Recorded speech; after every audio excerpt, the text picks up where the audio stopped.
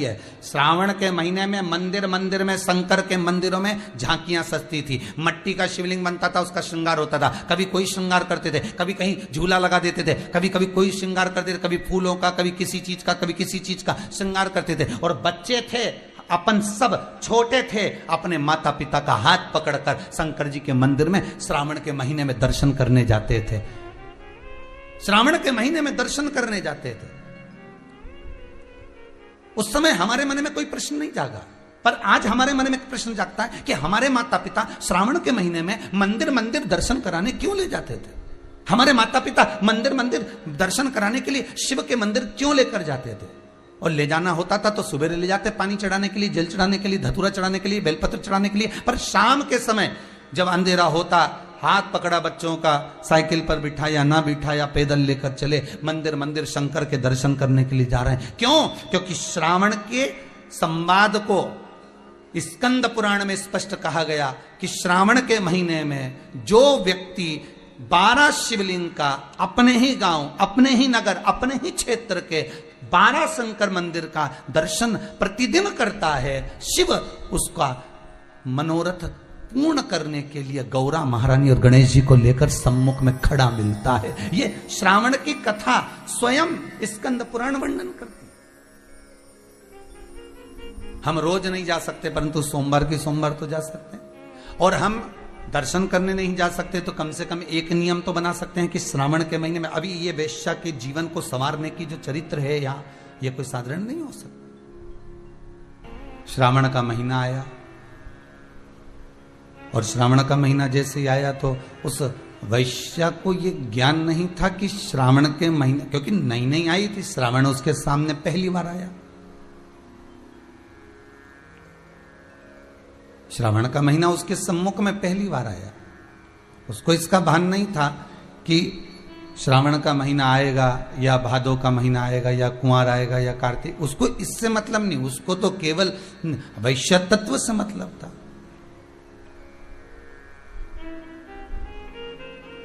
बड़ी सुंदर थी, बहुत आकर्षण।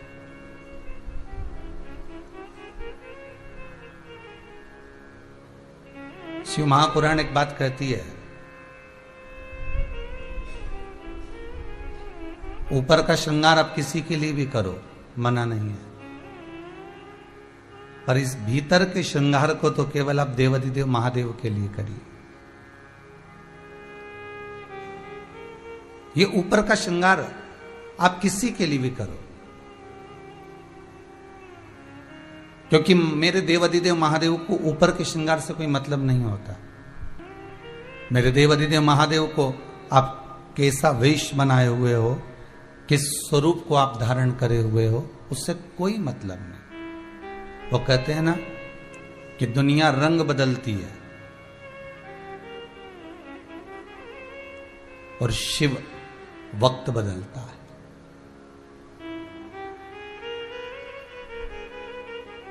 मेरा कालाधिपति महाकाल, मेरा शंकर अगर कुछ बदलेगा तो आपका समय, आपका वक्त कब बदल देगा आपको भी अंदाजा नहीं होगा। आज वैश्या से ज्यादा सुंदर संत, साधु, तपस्वी, साधक, उपासक, ये बाहर की सुंदर थी, वो भीतर के सुंदर थे। उनकी चित्तवृत्ति भक्तिमय थी, उनके भीतर शिव बसा हुआ था।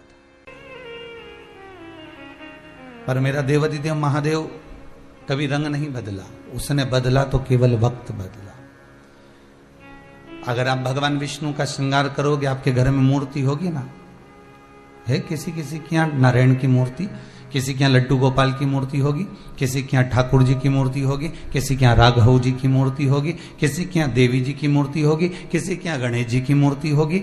आपके यहाँ जितनी मूर्तियां हैं, आप खुद अपने हृदय पर हाथ रखकर बोलो कि जितनी मूर्तियां आपके यहाँ पर विराजमान हैं, आप उन मूर्तियों को अलग अलग कपड़े पहनाते हो। बोलो, पहनाते कि नहीं पहनाते? आप उनको वस्त्र भी अलग अलग पहनाते हो, आप उनका श्रृंगार भी अलग अलग करते हो। अभी हमारे कल्लू जी के पास में बोड़े परिवार के 2 ठाकुर जी विराज रहे हैं, राघव जी, माधव जी। अर्थात आप उनका श्रृंगार कर रहे हो, आप उनको वस्त्र भी पहना रहे हो, आप उनको आभूषण भी पहना रहे हो। आप उनका बड़ा सुंदर साज भी सजा रहे हो। अर्थात भगवान विष्णु का मूर्ति का, देवी जी की मूर्ति का, भगवान की मूर्ति का आप श्रृंगार कर सकते। देवी जी, गणेश जी, लक्ष्मी जी, नारायण, ब्रह्मा आदि, ठाकुर जी, बिहारी जी, राधा जी, कन्हैया जी, लड्डू गोपाल, सबकी मूर्त का अपन श्रृंगार करते हैं। कपड़े भी चेंज कर देते हैं, अलग अलग कलर के वस्त्र भी पहना देते हैं। पर कभी आपके घर में जो शिवलिंग विराज रहा है, आपके घर में जो शंकर जी, ना वो वस्त्र बदल रहा है, ना वो रंग बदल रहा है, वो तो केवल एक काम करता है कि उसकी शरणागति में जो आ गया और उसका कर्म का भोग वो देख लेता है कि कितना भोग रहा है, उस कर्म से उसको छुड़ाने का प्रयास कर देता है। ये जो वैश्या है ये सब जगह रही, पर रहने के बाद में आखिरी में जब पहुंची तो उज्जैनी पहुंची। सांदीपनी ऋषि की वो नगरी, बाबा देवादिदेव महादेव की वो धरा, मां छिपरा का पावन तट, अगर ये वेश्या पहुंची तो वहां पहुंची। शिव के धाम में, शंकर के दरवाजे पर, चाहे उज्जैनी हो, विश्वनाथ की नगरी काशी हो, ओमकारेश्वर हो, सोमेश्वर हो, केदारेश्वर हो, नागेश्वर हो, त्र्यंबकेश्वर हो, परली बैद्यनाथ हो, बाबा धाम हो या कुबेरेश्वर धाम, शिव के दरवाजे पर व्यक्ति ऐसे जा ही नहीं सकता। शंकर के दरवाजे पर कोई ऐसे जा, क्योंकि शिव कहां का निवासी है, या तो कैलाश पर रहता है या फिर वो शमशान में रहता है। आप बद्रीनाथ चले जाओगे, केदारनाथ चले जाओगे, आप रामेश्वर, द्वारका, जगन्नाथ सब दूर घूमकर रह जाओगे, वृंदावन, गोकुल, बरसाना 50 बार चले जाओगे, सब दूर चले जाओगे। पर आपसे कोई कहे कि आपसे कोई पूछ ले, क्यों जी तुम ये बताओ कि तुम कैलाश कितनी बार गई, तो कोई तुमसे पूछे तो कैलाश हम नहीं गए भैया, वहां तो जाओ तो खूब खर्चा होता है, 1-1.5 लाख का तो टिकट ही टिकट हो जाए, और ऊपर से जो खर्चा है अलग। और खर्चा तो जाने दो, वहां पानी के अंदर सबसे बड़ा टेंशन तो ये, वहां ऑक्सीजन नहीं मिले, निपट गए तो फिर क्या मिलेगा। और फिर कोई ने पूछ लिया, क्यों साहब वृंदावन कितनी बार गए हो? अरे वृंदावन तो हमारे वो जीजी के लड़के के साथ चले गए, तो फिर हमारे मामा का छोरा गया उसके साथ चले गए, फिर हम दोनों भी घूमने चले गए, फिर हमारे बच्चों को भी दर्शन कराएं, वृंदावन तो हम खूब गए। फिर कोई तुमसे कहे कि तुम उज्जैनी, अर्थात यहां शास्त्र कह रहा है कि शिव के दरवाजे पर जाना बहुत कठिन है।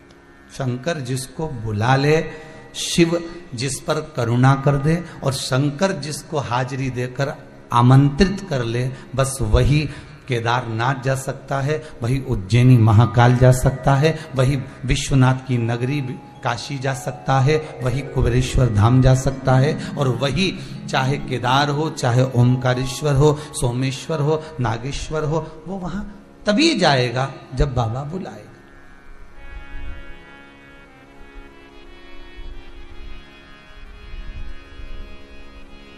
आप में से कितने लोग हैं जो आस्था चैनल पर कथा सुन रहे हैं, मोबाइल पर कथा सुन रहे हैं? आपसे निवेदन करूंगा, आप में से कितने लोग हैं जो सुबह मॉर्निंग वॉक करने शमशान जाते हैं?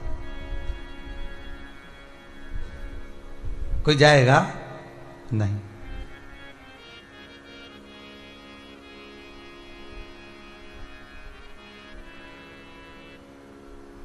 जो सवेरे सवेरे मॉर्निंग वॉक करने शमशान जा रहे हो, नहीं साहब। अगर आप मॉर्निंग वॉक करने जाएंगे तो हाईवे पर निकल जाएंगे, रोड पर निकल जाएंगे, सोसाइटी में निकल जाएंगे, गलियों में निकल जाएंगे, कॉलोनी में निकल जाएंगे, जहां तुम्हारा मन पड़ेगा, कहीं गार्डन होगा, कहीं अच्छी जगह होगी, वहां निकल। पर शमशान भी तो गार्डन है,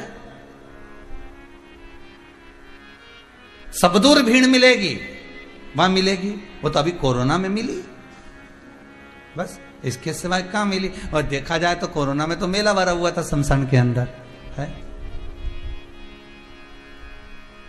सब दिन नंबर लगते देखे थे, पर शमशान में नहीं देखे थे, है?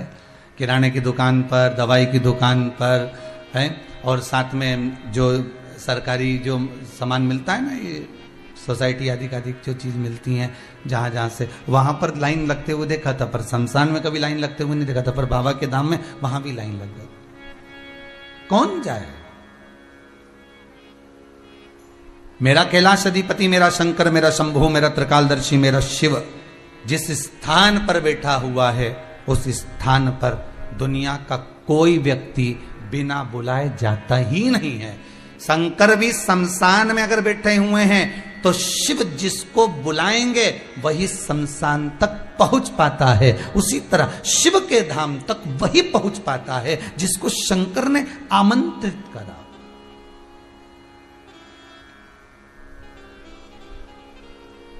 अगर ये वेश्या संपूर्ण दुनिया छोड़कर उज्जैनी पहुंची है, महंकाल की नगरी में पहुंची है, तो समझ लो इसको शंकर ने कुछ करुणा करने के लिए बुलाया है, शिव ने इसको कृपा करने के लिए बुलाया है। और ये वेश्या, इसको नहीं मालूम कि सावन का महीना है। अब संत आए मां छिपरा के घाट पर, और संत छिपरा के घाट पर बैठकर थोड़ी स्नान कर कर तब साधना में लग गए। अब संत तो संत है, साधु तो साधु है, तपस्वी तो तपस्वी है, साधक तो साधक है, उपासक तो उपासक है। जब आपको कथा में पहले भी कहा, क्रीम की चमक कुछ दिन की होती है, पर अच्छे कर्म की चमक जीवन भर की होती है, जीवन भर।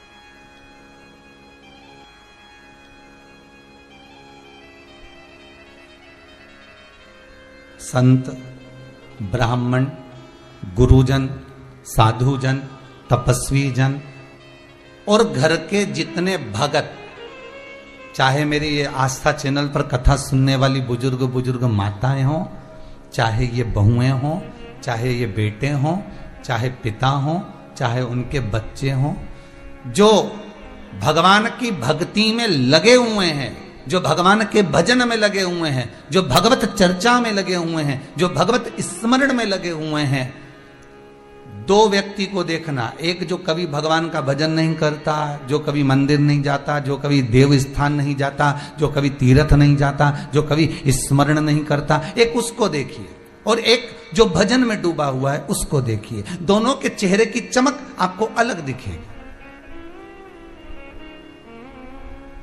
गुरु के चेहरे की चमक अलग दिखेगी, संत के चेहरे की चमक अलग दिखेगी, साधक के चेहरे की चमक अलग दिखेगी, ऋषि के चेहरे की चमक अलग दिखेगी। जो तपस्या में लीन है, तपस्या में जो साधक लगा हुआ है, तप साधना में जो डूबा हुआ है, उसके चेहरे की चमक अलग दिखेगी। ये चमक, ये दमक, फुलवन में महक, सब कुछ सरकार तुम ही से है। जो कुछ है सब उसी की है।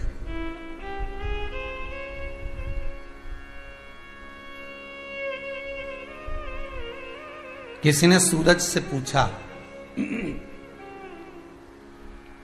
ये सूर्यदेव, आप में जो चमक है कहां से आई है? सूर्य कहता है ये चमक मुझे चंद्र ने दी है।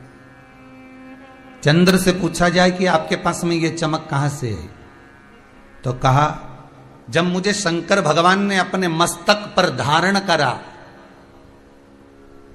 अपनी जटाओं की शोभा बढ़ाने के लिए मुझे मस्तक पर जब बिछाया, जब मुझे विराजमान करा, जब बिठाया गया, बस उस शंकर की जटा में जो गंगा विराज रही है, उस गंगा की धार की चमक चंद्र कहता है मुझ में आ जाती है, और वो चमक मुझे सूर्य को देना पड़ती है। कभी मुझ में चमक कम होती है तो सूर्य मुझे प्रदान कर देता, सूर्य मुझे दे देता।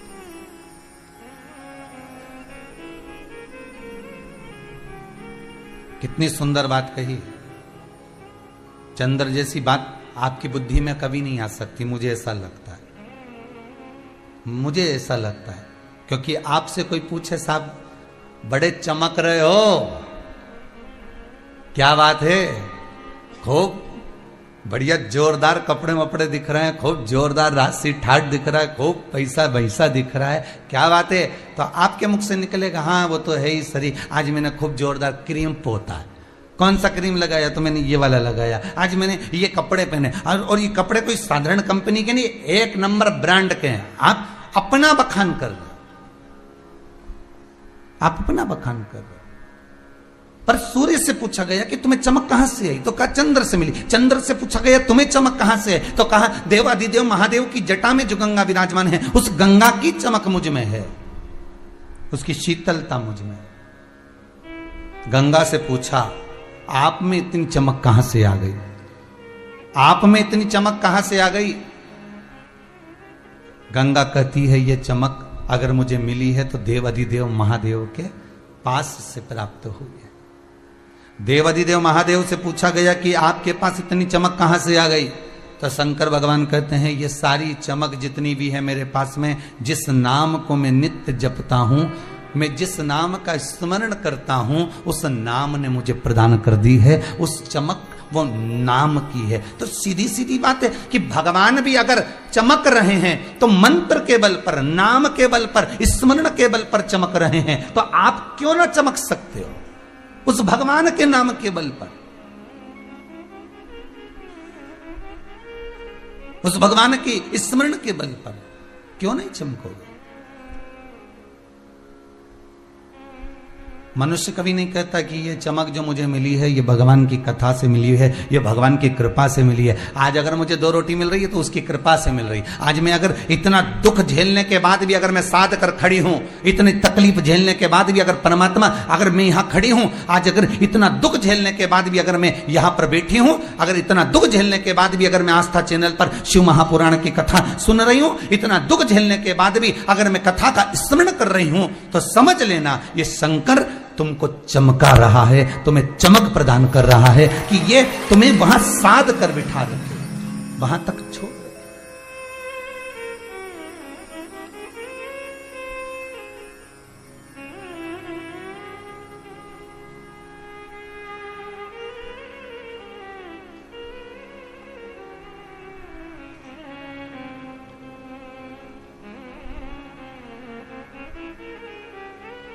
जब कथा चालू करी थी, हमने आपको पहले भी कथाओं में कहा कि हमारी इतना हमारे पास में नहीं था कि हम धोती भी बहुत चेंज कर सके। आप सीहोर के, आप कभी इधर आए कुबेरेश्वर धाम, तो एक आध बार सीहोर जाना, घूम कर आना, भ्रमण कर कर आना, सीहोर के लोगों से पूछना कि ये पंडित प्रदीप मिश्रा के पास में कुछ था। टीन के मकान में रहते, पिताजी चने का ठेला लगाते। वो ठेला भी कहीं रोड पर ज्यादा खड़ा हो जाता तो कोई आकर रसीद फाड़ कर चले जाता, चालान बनाकर चले जाता। 200 रुपये 100 रुपये उसको देना पड़ते। शाम को जो धन मिलता उससे 5 बहन भाई हैं, उसका परिवार का भरण पोषण करना, पढ़ाई में लगाना। बड़ी मुश्किल से 2 धोती मिली थी। एक मेरे गुरुजी ने दी थी गुरु मंत्र लेते समय, और एक धोती एक माता ने दे दी थी। अब वो कथा चालू करी, धोती भी इतनी नहीं थी, वो धोती में लग गए फूल के दाग।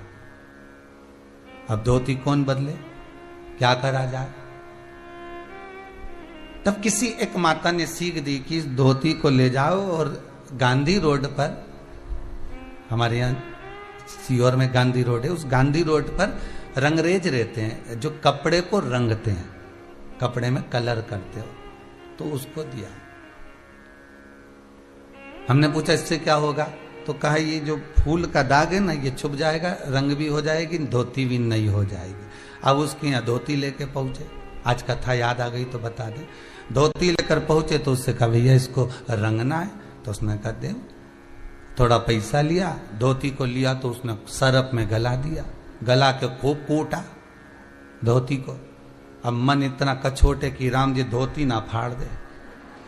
अब बड़ी मुश्किल की तो 2 धोती, अब उसमें से भी एक ये पटक पटक के फाड़ देगा तो बची एक ही। अब एक ही में कथा कैसे हो।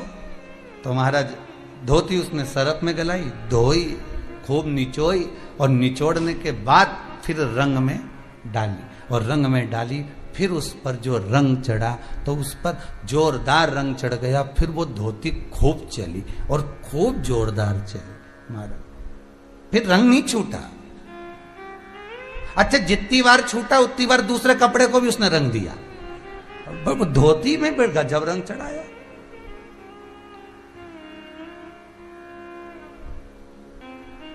अब जिस कपड़े के साथ वो धोती धो, उस कपड़े में रंग चढ़ा देती थी। आज वो धोती याद आ गई, तो ये जीवन भी हमारा ऐसा ही है। किसी सदगुरु की शरण में जब जाओ, शंकर के मंदिर में जब जाओ, शिव की शरण में जब जाओ, तो ये समझ कर जाना कि हम धोती हैं और ये रंगेगा तो रंगने से पहले धोएगा जरूर। मतलब पछटेगा, दुख देगा, तकलीफ देगा, कष्ट देगा, रगड़ेगा, सरफ में डालेगा, भिंगोएगा, तब निचोएगा। दुनिया का सारा दुख भगवान देगा, तब जाकर भक्ति का रंग ऐसा चढ़ा देगा। फिर जिसके साथ जाओगे उसको भी रंगीन बना दोगे, फिर रंगेगा।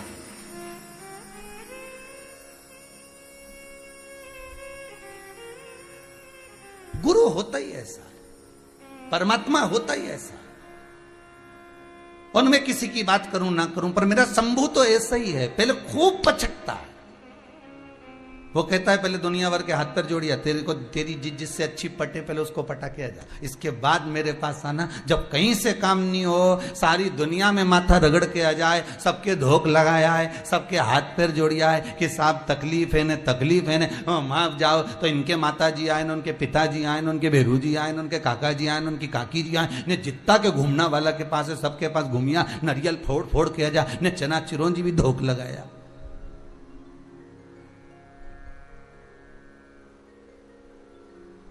अच्छा, एक बात बताओ रे भाई, सबको सारा देवी देवता आता है, पर किसी को शंकर जी क्यों नहीं आता रे?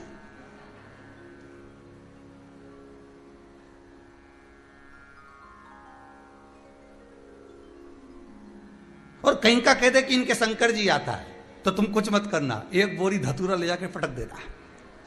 इनके शंकर जी आए ने पण डाल दो। और जो शंकर जी यहीं छात रखे तो भाई, तो उसका शंकर जी के शंकर जी इसलिए तो नहीं आए क्योंकि और नहीं तो एक आध बब्बा छोड़िया। शंकर जी को ये ढोंग पसंद नहीं है, शंकर जी को प्रपंच पसंद नहीं है। मेरे शिव को ये गलत गलत लीलाएं जो दुनिया के लोग कमाने के लिए कर रहे हैं, ये मेरे शिव को प्रिय नहीं है। मेरे शंकर को तो एक प्रिय है।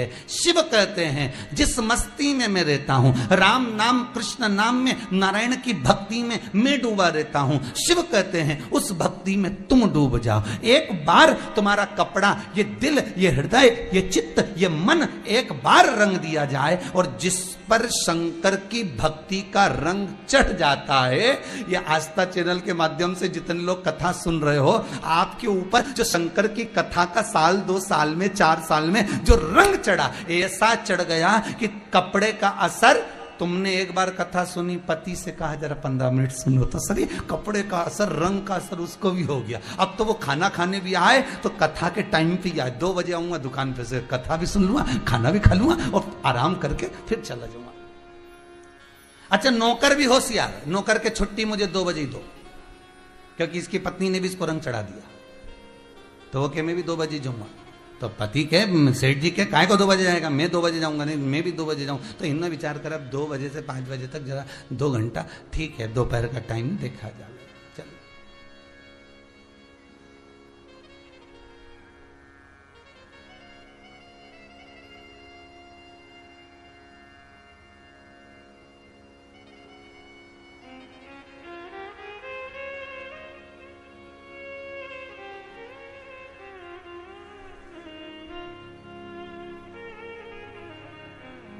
बंगाल के दुर्गापुर, आप लोग कभी आपके रिश्तेदार रहते हो तो पूछना उनको फोन लगाकर कि ये कथा के चक्कर में पूरे मार्केट वालों ने समय चेंज कर दिया। कभी आपको मौका मिले और कोई आपका बंगाल में दुर्गापुर में कोई, आप पता करें ना, बूढ़े जी बोले हमने मालूम करा है, तो कभी पता करिएगा। बंगाल के दुर्गापुर, पूरे उस दुर्गापुर क्षेत्र में जहां कितनी दुकानें होंगी, लगभग कि दुकानों का मैं वर्णन नहीं कर सकता, लाखों दुकानें होंगी, उन्हें समय चेंज कर दिया। 2 बजे से 5 बजे तक कथा आती है तो सारी दुकानों की शटर नीचे, 5 बजे के बाद मार्केट चालू, रात को 11-12 बजे तक मार्केट खुलेगा और भीड़ भी अपार। शाम के समय सब फ्री, कथा भी सुन ली, आनंद चित्त वृत्ति में लगा हुआ है। इस शिव महापुराण ने केवल एक व्यक्ति को नहीं बदला है, शिव महापुराण ने कई कई लोगों की बस्तियों को बदल दिया है।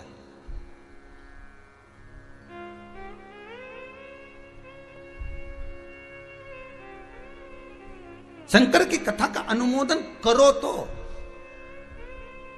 जो इस रंग लगी धोती के चक्कर में जितने कपड़े पड़े वो उसी कलर के होते चले गए। कभी कभी तुम्हारे साथ भी ऐसा हुआ होगा, कोई कपड़ा कलर छोड़ता है तो उसके साथ में दूसरा कपड़ा रख दो, उसी कलर में हो जाता है, कलर चढ़ता गया। शंकर के भगत होते ही ऐसे हैं, शिव के उपासक होते ही ऐसे हैं, शंकर का अनुमोदन करने वाले होते ही ऐसे हैं। जो शिव भक्ति में एक बार लग गया उसको देखकर दूसरा रंग चढ़ता चले जाता है, दूसरे को तीसरा, तीसरे को चौथा, चौथे को पांचवा, वो रंग चढ़ रहा है। वैश्या के साथ यही हुआ। अभी तक नहीं जानती थी कि संत क्या होते हैं, अभी तक नहीं जानती थी कि ऋषि क्या होते हैं। अब जितनी सुंदर ये थी उससे ज्यादा सुंदर ऋषि और संत थे जो उज्जैनी में छिपरा के तट पर श्रावण के महीने में श्रावणी करने के लिए पधारे थे।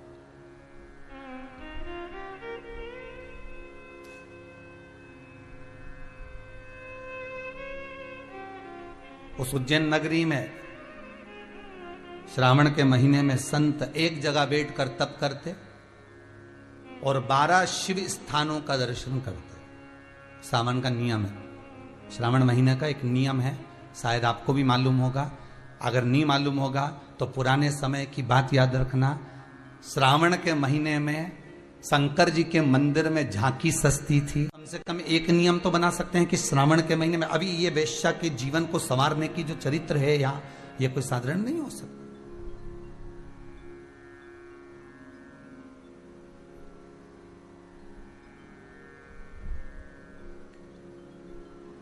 आज वैश्या से ज्यादा सुंदर संत, साधु, तपस्वी, साधक, उपासक, ये बाहर की सुंदर थी, वो भीतर के सुंदर थे। उनकी चित्तवृत्ति भक्तिमय थी, उनके भीतर शिव बसा हुआ था, शंकर।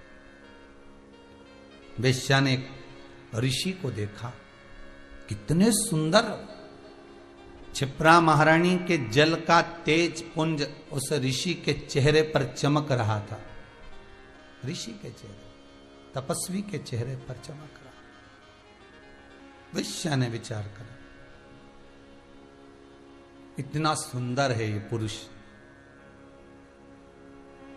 इतना सुंदर, क्यों ना मैं इसके करीब में जाऊं। गलत विचार रखकर, वैश्या की दृष्टि में वो पुरुष है, ऋषि नहीं। संसार के ऐसे कई लोग हैं, कई लोग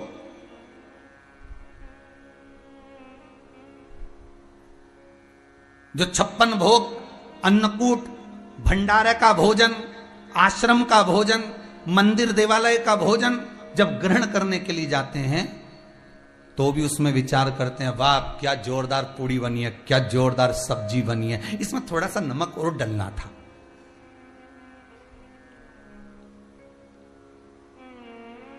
सब्जी अच्छी बनी पर थोड़ा नमक डालना था। आश्रम में भोजन अच्छा बना पर तो थोड़ी दाल और कट्ठी कर देना थी।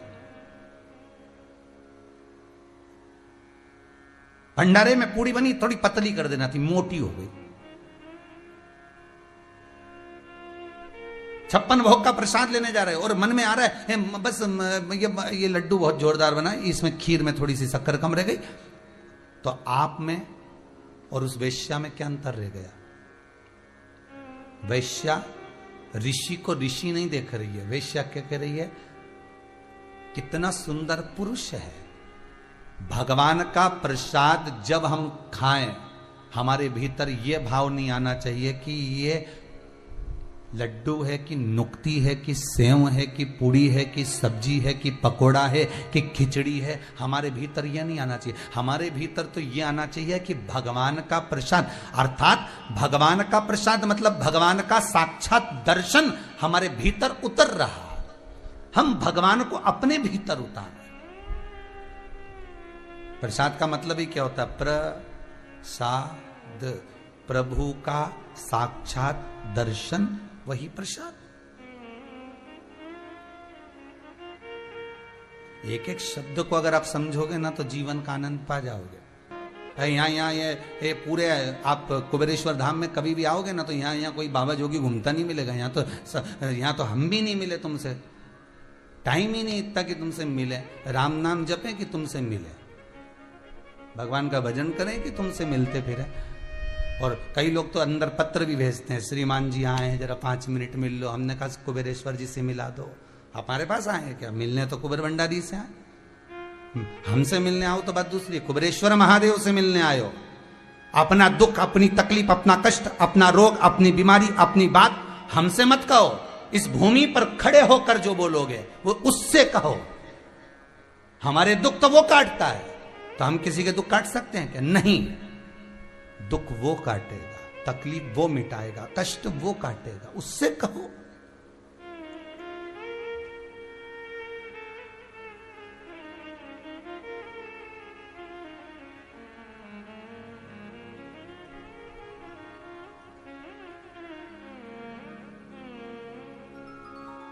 उसके भीतर बात।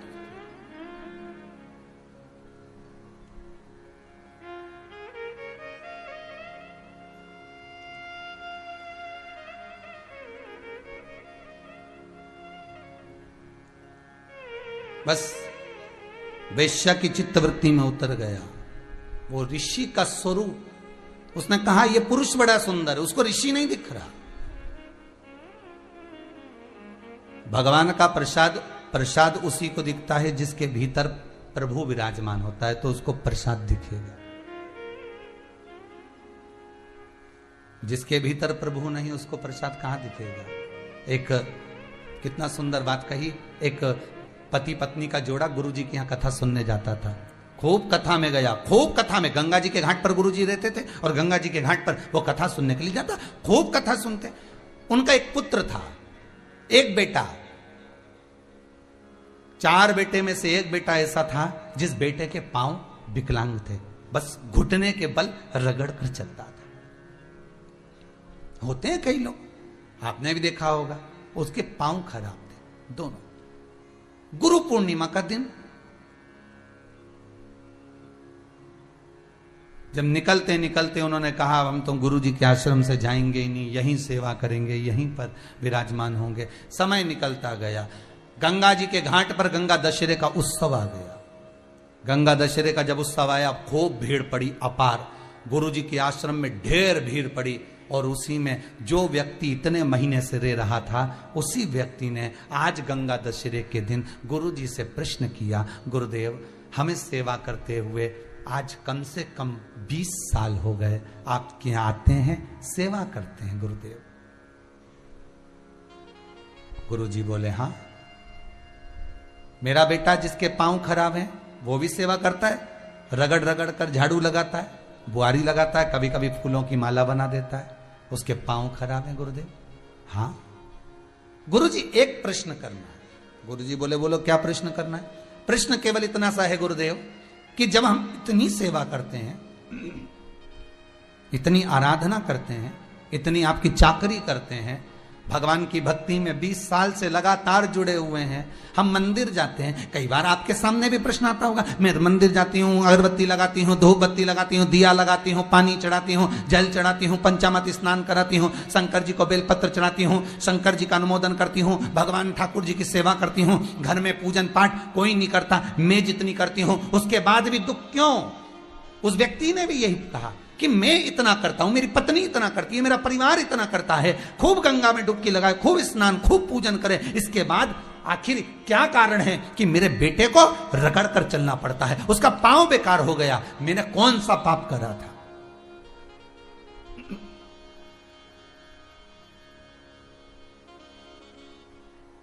मैंने पाप कौन सा करा गुरुदेव? गंगा के घाट पर आज गंगा दशहरे का दिन है गुरुजी, सत्य बताना कि मैंने कौन सा पाप करा कि मेरे बच्चे को रगड़ रगड़ कर चलना पड़ रहा है, उसका कारण क्या है? इतने में गुरुजी बोले, अगर इतनी पब्लिक में हजारों लोग गुरु दीक्षा लेने आए हैं, हजारों लोग गंगा नहाने आए हैं, इसने एकांत में प्रश्न नहीं करा, प्रश्न भी करा तो इतने लोगों में प्रश्न करा, उत्तर नहीं दूंगा तो आज बात रह जाएगी। अगर अकेले में प्रश्न करता तो मैं उत्तर नहीं देता, क्योंकि इसका दिल दुखेगा। कई प्रश्न चेलों के, कई प्रश्न शिष्यों के ऐसे होते हैं जिसका उत्तर गुरु नहीं देते, क्योंकि गुरु को मालूम है इसका मन दुख जाएगा। सत्य बोलेगा गुरु और मन दुखेगा आपका।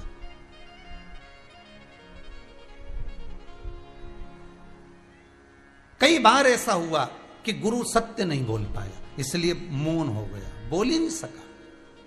पर आज इतने लोगों में इसने प्रश्न किया, उत्तर तो देना पड़ेगा। गुरुजी ने कहा बात सुन ले अच्छे से, ये तेरे कर्म का भोग नहीं है, ये इसके कर्म का भोग है। जिसके कर्म का भोग जिसको भोगना पड़ता है, किसी दूसरे को नहीं। ये पूर्व समय में एक किसान का बेटा था, ये गांव में रहता था, किसान का बेटा था, बड़ा सुंदर था, बड़ा ज्ञानवान था, बड़ा विद्वान था, किसी चीज में कमी नहीं थी, बड़ा सुंदर, पूरा शरीर अच्छा दिया था भगवान ने इसको। फिर इसके पिताजी खेत में काम करते, माँ इसको रोटी का 2-4 रोटी बनाकर पिताजी के लिए देती, थोड़ा सा अचार रख देती, भोजन सब्जी रख देती, इसको दे देती, सिर पे रख के जाता, पिताजी को भोजन देकर आता। जी गुरुजी। फिर गुरुजी ने कहा, एक बार माँ ने रोटी बनाकर रखी, इसको दी, इसने ले जाकर खेत में रख दी। किसी मित्र से बात करने चला गया, पिताजी को बोलना भूल गया कि भोजन रखा है। फिर गुरुजी बोले, इतने में ये मित्र से मिलने गया, एक कुत्ता आया और उसने उस रोटी को खा लिया, बर्तन को चाटा, रोटी को पाया, रोटी को खाया।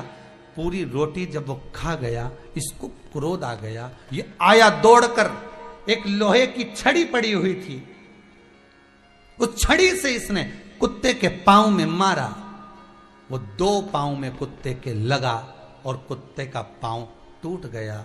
वो पूरा जब तक जिया रगड़ रगड़ कर चला, अपने पांव से मोहताज होकर 2 पांव से चलता रहा, 2 पांव रगड़ रगड़ कर अपनी जिंदगी को कोसता रहा। बस उसी कुत्ते की बद्दुआ इसको लगी, उसको चोट दी थी, इसलिए जन्म के बाद इसको चोट मिल गई। कर्म का भोग है, भोगना तो पड़ेगा, भोगना पड़ेगा। सीता जी ने एक चिड़िया को कैद में रखा था तो जानकी जी को कैद में रहना पड़ा था। राम जी ने छुपकर बाण मारा था बाली को, तो कृष्ण अवतार में छुपकर बाण मारा गया भगवान कृष्ण के चरणारविंद में।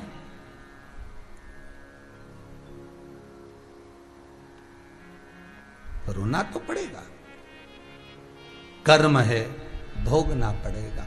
दुख आया, कोई बीमारी आ गई, कोई रोग आ गया, किसी पर दोष मत देना कि इसने कुछ कर दिया होगा, इसने कहीं टोना कर दिया होगा, कहीं टोटका कर दिया होगा, कहीं ऐसा कर, किसी पर दोष मत दो, किसी पर नहीं। दोष किसका है? अपने कर्म का। जो ऊपर से पुराना कर कर आए हो वो तो भोगना पड़ेगा। इसलिए बार बार कहते हैं, मत बुरे कर्म कर बंदे वरना पछताएगा, भगवान की आंखों से तू बच नहीं पाएगा, तू बच नहीं पाएगा। इसलिए बार बार कहते तेरा क्या होगा रे। देखो अब की बार तो हम बोले ही नहीं, तुम सबने बोल दिया, तेरा क्या होगा कालिया। कर्म का भोग है, भोगना पड़ेगा। अच्छा करोगे अच्छा मिलेगा। अगर करेले का बीज बोगे तो करेला ही मिलेगा, नीम का बीज बोगे तो नीम ही मिलेगा, और अगर तुम प्रेम का आनंद का बीज बोगे तो प्रेम और आनंद ही मिलेगा। ये वो फसल है जो आपको काटना है, आज नहीं कल काटना है। अच्छा कर कर चलोगे अच्छा प्राप्त होगा।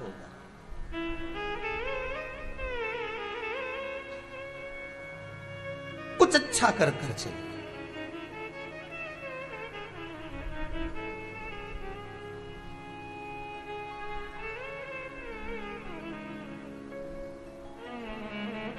बस नेक कर्म की ओर अग्रण्य होते चलिए। अच्छा,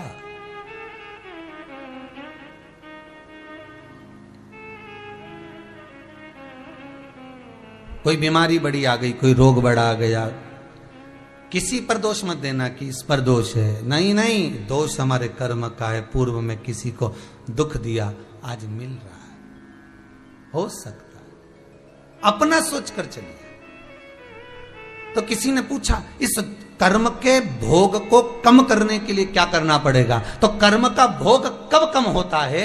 शिव महापुराण की कथा कहती है जब हम भगवान की शरण, गुरु की शरण जाएं और उस भगवत चर्चा में, शिव महापुराण में, भगवान की भक्ति में जब हम डूबते चले जाते हैं तो जितना कर्म में लिखा होता है वो कटना चालू हो जाता है। जल्दी से जल्दी अगर हमारे पाप कर्म ज्यादा बढ़ गए, नुकसान हो रहा है, घाटा लग रहा है, व्यापार नहीं चल रहा, व्यवसाय नहीं चल रहा, जगह जगह पर तकलीफ आ रही है, दुख पर दुख आ रहा है, कुछ मत करिए, शंकर के भजन में लग जाओ, शिव के अनुमोदन में लग जाओ। एक लोटा पानी भरो, कहीं एकांत का शिवलिंग ढूंढो, जिस शिवलिंग पर कोई नहीं जाता हो, जिस शंकर के दरवाजे कोई नहीं जाता हो, जिस मंदिर में कोई झाड़ू न लगाता हो, उस जगह पर तुम जाओ, उस जगह पर तुम पहुंचो। अरे हमारे पुराने पुराने ऋषियों को उठाइए, संतों को उठाइए, जहां भीड़ होती थी वहां तब करते थे क्या वो? अरे बोलो तो नहीं।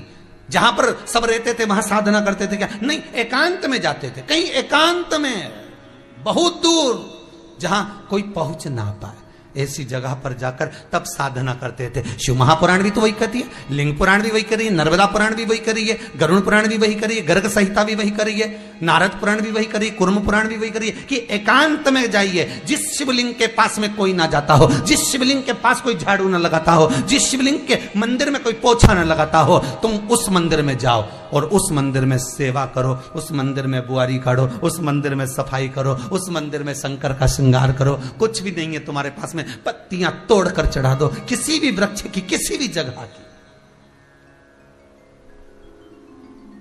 करके तो देखो 2-3 महीना, 2-3 महीना करने में क्या जाता है? फिर अंदाजा लगाना कि पुराण झूठ बोल रही है कि सियोर वाला महाराज झूठ बोल रही है। अगर तुम्हारा काम नहीं हो, तुम अगर शंकर जी के मंदिर में झाड़ू लगाओ, पोछा लगाओ, शंकर जी के मंदिर में तुम जल चढ़ाओ, धतूरा चढ़ाओ, पूजन करो, पाठ करो, शिव जी की आराधना करो, अर्चना करो, निवेदन करो, और जब तुम्हारा काम ना हो, 3 महीने एकांत के शिवलिंग के पूजन करते हो, एकांत में जो शंकर जी का शिवलिंग है उसकी आराधना कर रहे हो, और उसके बाद भी तुम्हारा काम नहीं हो, तो फिर तुम जान लेना कि भाई झूठ बोल रहे हैं कि सियोर वाला महाराज तो यूं ही झूठ बोले। बताओ, फिर या तो पुराण या फिर मानो। ना पुराण झूठ कहती है, ना ये व्यासपीठ झूठ कहती है। सेवा का फल दुनिया में ऐसा कोई नहीं जिसको नहीं मिलता। सेवा का फल अवश्य मिलता है, इसलिए पूरी दुनिया में जितने राम के मंदिर नहीं, उससे ज्यादा हनुमान के मंदिर हैं। तुम्हारे गांव गांव में हनुमान के 8-10 मंदिर मिल जाएंगे। पीपल के पेड़ के नीचे हनुमान जी, बड़ के पेड़ के नीचे हनुमान जी, जहां देखो हनुमान जी। राम जी मिलेंगे क्या? नहीं, गांव गांव में राम का मंदिर नहीं मिलेगा। बड़े बड़े शहरों में जगह जगह चले जाओ, तुम्हें अगर पूरी पृथ्वी पर सबसे ज्यादा मंदिर मिलेंगे तो हनुमान जी के मिलेंगे। जितने राम के मंदिर नहीं उतने हनुमान के हैं। तो इतने मंदिर राम के बनना थे तो हनुमान के क्यों बने? उसका कारण केवल एक है, हनुमान जी ने राम जी की इतनी सेवा करी, इतनी सेवा करी कि भारत की भूमि पर सेवा पूजा गई। इसलिए हनुमान की सेवा ज्यादा होती है, पूजन ज्यादा होती है, क्योंकि राम की सेवा करी है हनुमान जी। सेवा करने वाला जगत में पूजाता है। आप भी करो, आप भी शंकर की सेवा करो, आप भी भगवान की सेवा करो, एकांत में जाकर कहीं सेवा में लगो तो सही। सेवा का फल ना मिले तो बताना।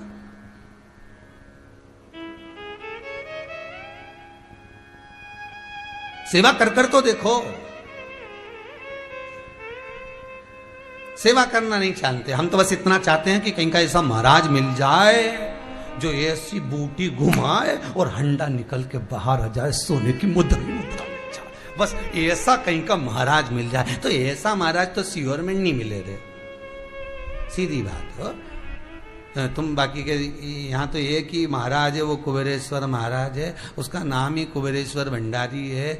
बस आए नमन करी, शिव कथा सुनी, आनंद लिया, आस्था पे सुनी, मोबाइल पे सुनी, दिल से सुनी, और ये विचार कर कर सुनना कि हम हमारा टाइम पास नहीं कर रहे। नहीं तो कई लोग इस विचार में, खोल लो महाराज जी आ रही है टाइम पास, तो टाइम पास करने के लिए तो वो डोरेमोन लगा लो।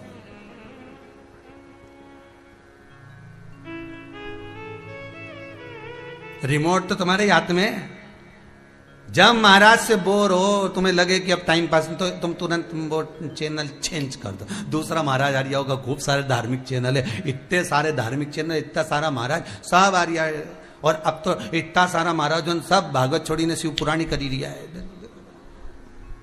तुरंत चेंज कर दो तुम, तो तुरंत नहीं सुनना। हमें तो बोर हो रहे, तो अपने अब तो तुम ये मत सोचना कि टाइम पास करना। टाइम पास करना है तो दूसरा चीज देखो। यहां शिव को जोड़ना है। यहाँ टाइम पास नहीं करना है, यहाँ तो घड़ी सुधारने की बात चल रही है साहब, कंपनी का माल है। यहां तो हमारा जो समय बेकार चल रहा है उसको संवारना, ये तीसरी लेयर नहीं आ जाए।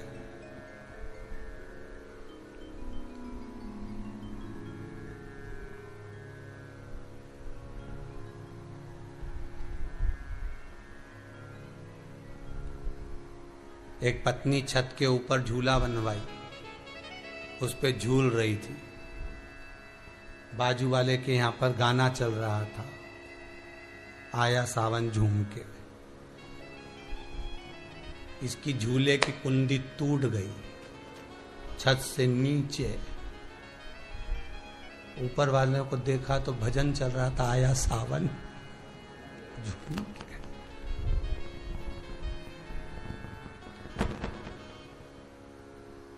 चित्तवृत्ति में, स्मरण में शिव से केवल एक संबंध जोड़ दो। आप उसको दिल से कुछ कहने का प्रयास करिए। अभी बहुत भीड़ चल रही है सावन के महीने में, तो मंदिरों में खूब, अभी तो फिर भी कम है, अभी तो कावड़ वावड़ नहीं जा रही है, नहीं तो कावड़ की यात्रा निकले से तो कितनी भीड़ है। और काशी में, उज्जैनी में कितनी कावड़ आए। शंकर भगवान खूब बेलपत्री में, धतूरे में सब दबे दबाए। यहाँ तो फिर भी उज्जैनी में तो शिवलिंग बड़ा है तो दर्शन हो जाए, काशी में तो छोटे, और ऊपर से सब बेलपत्री सब सामान चढ़ा हुआ है।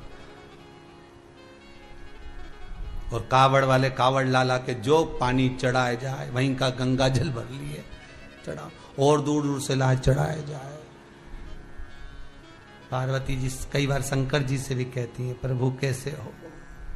शिव जी बोले चुपचाप बैठी रहे, बस चढ़ा रहा।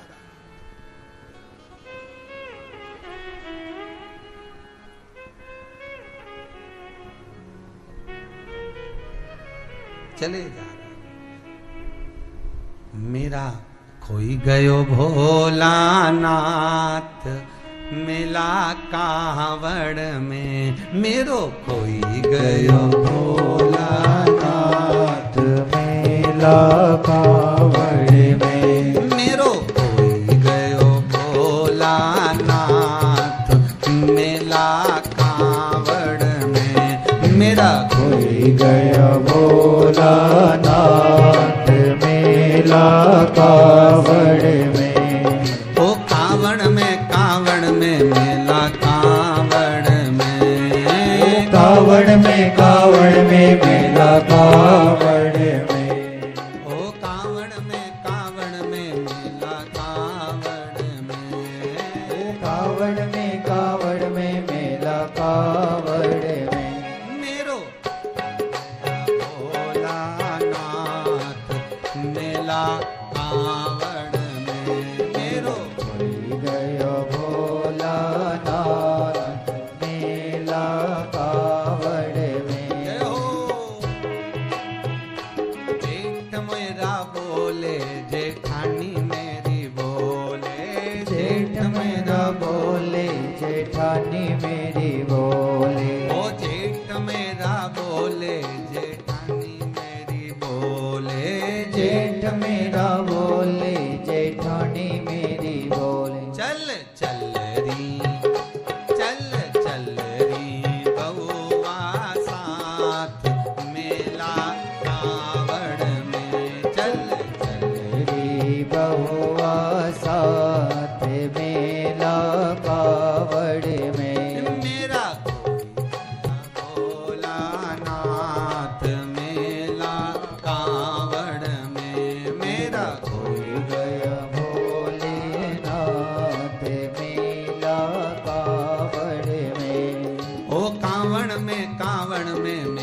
कावड़ में, कावड़ में, कावड़ में मेला कावड़ में। ओ कावड़ में, कावड़ में मेला कावड़ में, कावड़ में, कावड़ में मेला कावड़ में। मेरा कोई गयो भोलानाथ मेला कावड़ में, मेरा कोई गया भोलानाथ मेला कावड़ में। जय हो।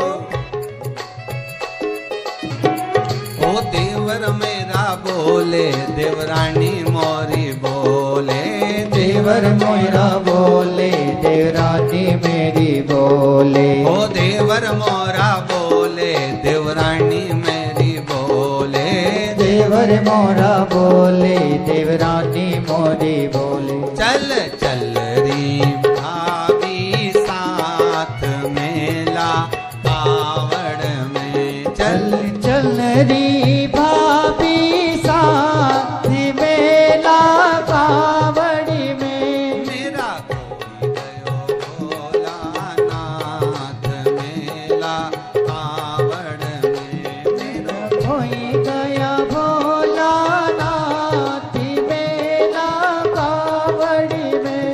मेरा गया भोलानाथ मेला कावड़ में, मेरा कोई गया भोलानाथ मेला कावड़ में। भगवान शिव की कथा कह रही है। पोगड़दानी, तरकालदर्शी, कैलाशी शिव की कथा कर रही है। वैश्या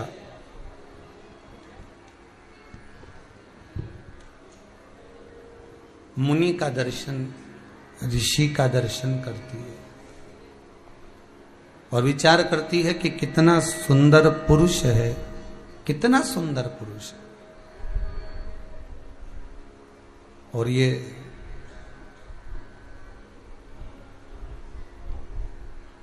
क्यों ना मैं इसके साथ में रहूं। गई और जाकर ऋषि के सम्मुख में जैसे ही पहुंची है, उस मुनि के सामने, ऋषिवर के सामने जैसे ही पहुंची, बस जाकर कहा, आप बड़े सुंदर पुरुष हो। उज्जैन नगरी में रहने वाले वो संत, वो साधु, वो तपस्वी, वो साधक, वो उपासक, वो ऋषिवर,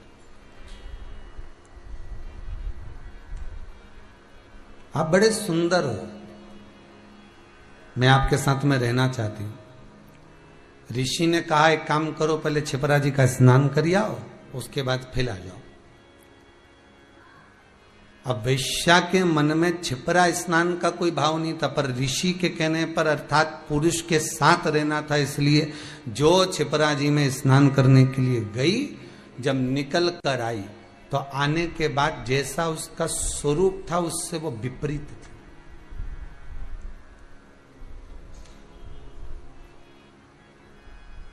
वस्त्र, रंग, रूप, सुगंध सब चेंज हो गई, सब बदल गए,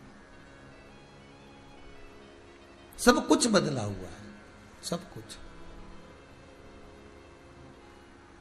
अब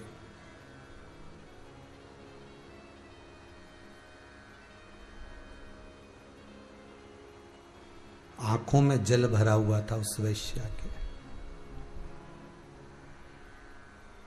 ये मेरे शरीर को हो क्या गया?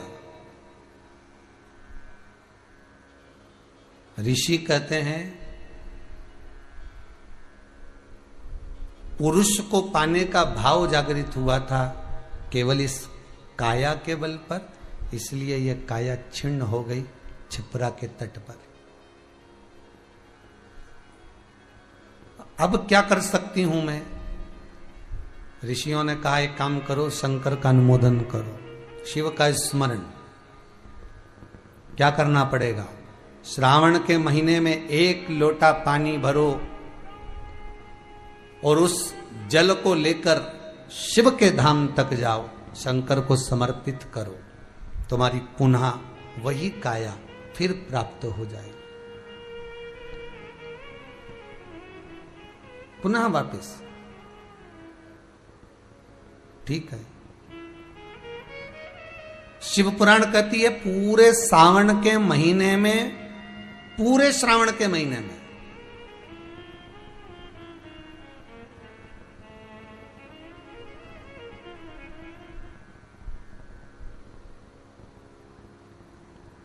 पूरे श्रावण के महीने में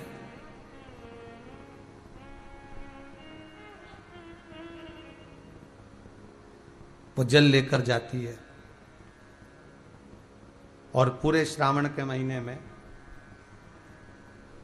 जब वो जल लेकर चली है और उस जल को शिव को समर्पित कर रही है, पूरे श्रावण के महीने में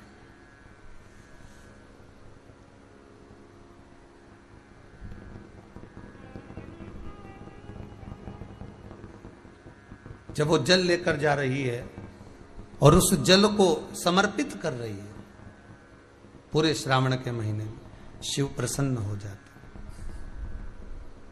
और शंकर भगवान जब प्रसन्न हुए, शिव जब प्रसन्न हुए, आनंदित हुए, तब बाबा भूत अधिपति भूतेश्वर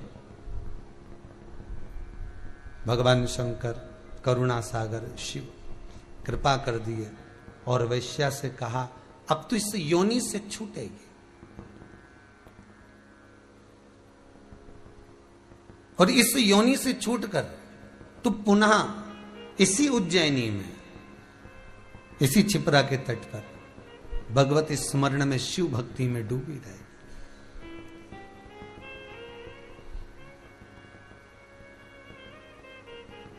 शिव भक्ति में डूबना, शंकर की शरणागति प्राप्त करना, शंकर के चरणारविंद तक पहुंचना, महाराज ये शिव ही कर सकता। एक बात बहुत ध्यान से सुनिएगा,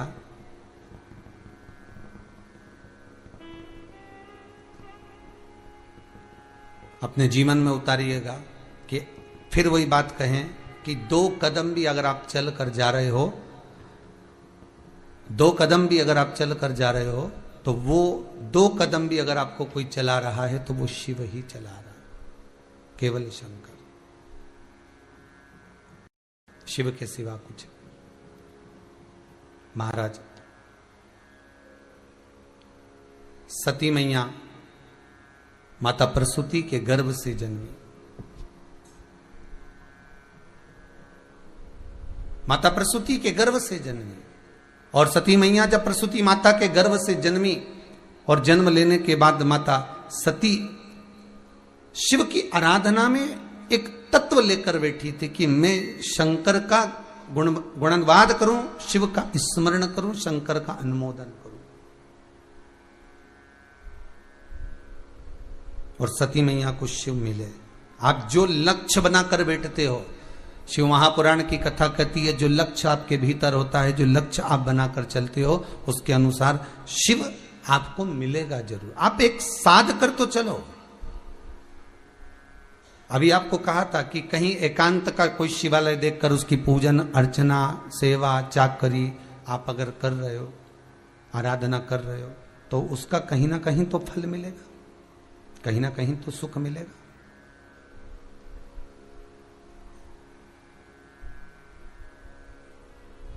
वो फल अवश्य प्राप्त होगा। जैसे ये सोनम जी, विजय जी, बोड़े परिवार ये आए थे और बाबा देवादिदेव महादेव की इस धरा पर आकर उनके मन में भाव जागृत हुआ कि एक बार शिव महापुराण की कथा शंकर जी कैसे भी करा दे। तो बाबा मौका मिला और बाबा ने कराया। ये शिव की आराधना से प्राप्त हुआ है। शंकर की आराधना बिगर नहीं मिल सकता। कहीं ना कहीं शिव आपके भीतर 3 महीने में कहीं ना कहीं शिव बाबा किसी ना किसी रूप में कहीं करुणा करा होगा, तब जाकर ये पावन कथा प्राप्त हुई। और हम तो आप सबसे निवेदन करेंगे, जितने आस्था चैनल के श्रोता हैं, जितने कथा को सुनने वाले हैं, सबसे निवेदन यही है कि आप भी बाबा से विनती जरूर करना कि बाबा भले तुम पटक लो, धो लो, निचोड़ लो, पर निवेदन केवल इतना है कि एक बार इस मन पर, इस बुद्धि पर, इस चित्त पर अपना रंग जरूर चढ़ा देना। और वो रंग एक बार चढ़ गया तो संसार के सबको वो रंग चढ़ ही जाएगा, ये पक्का है। आप उसको चढ़ाने का प्रयास जरूर करना, बस वो चढ़ जाए।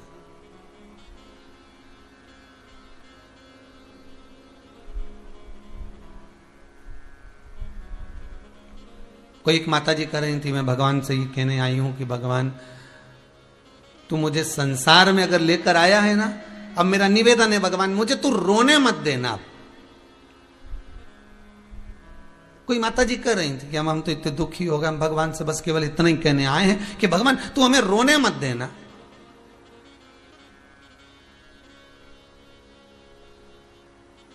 हमारा निवेदन केवल इतना सा है गुरुजी कि हम भगवान से बस इतना कह दें कि भगवान तू हमें रोने मत देना। तो हमने उनसे कहा तुम भगवान से ये मत कहो कि रोने मत देना, तुम तो भगवान से इतना कहो कि भगवान तेरे दरवाजे के बाद किसी के दरवाजे पर झुकने मत देना। तो बात खत्म, बात खत्म हो जाएगी।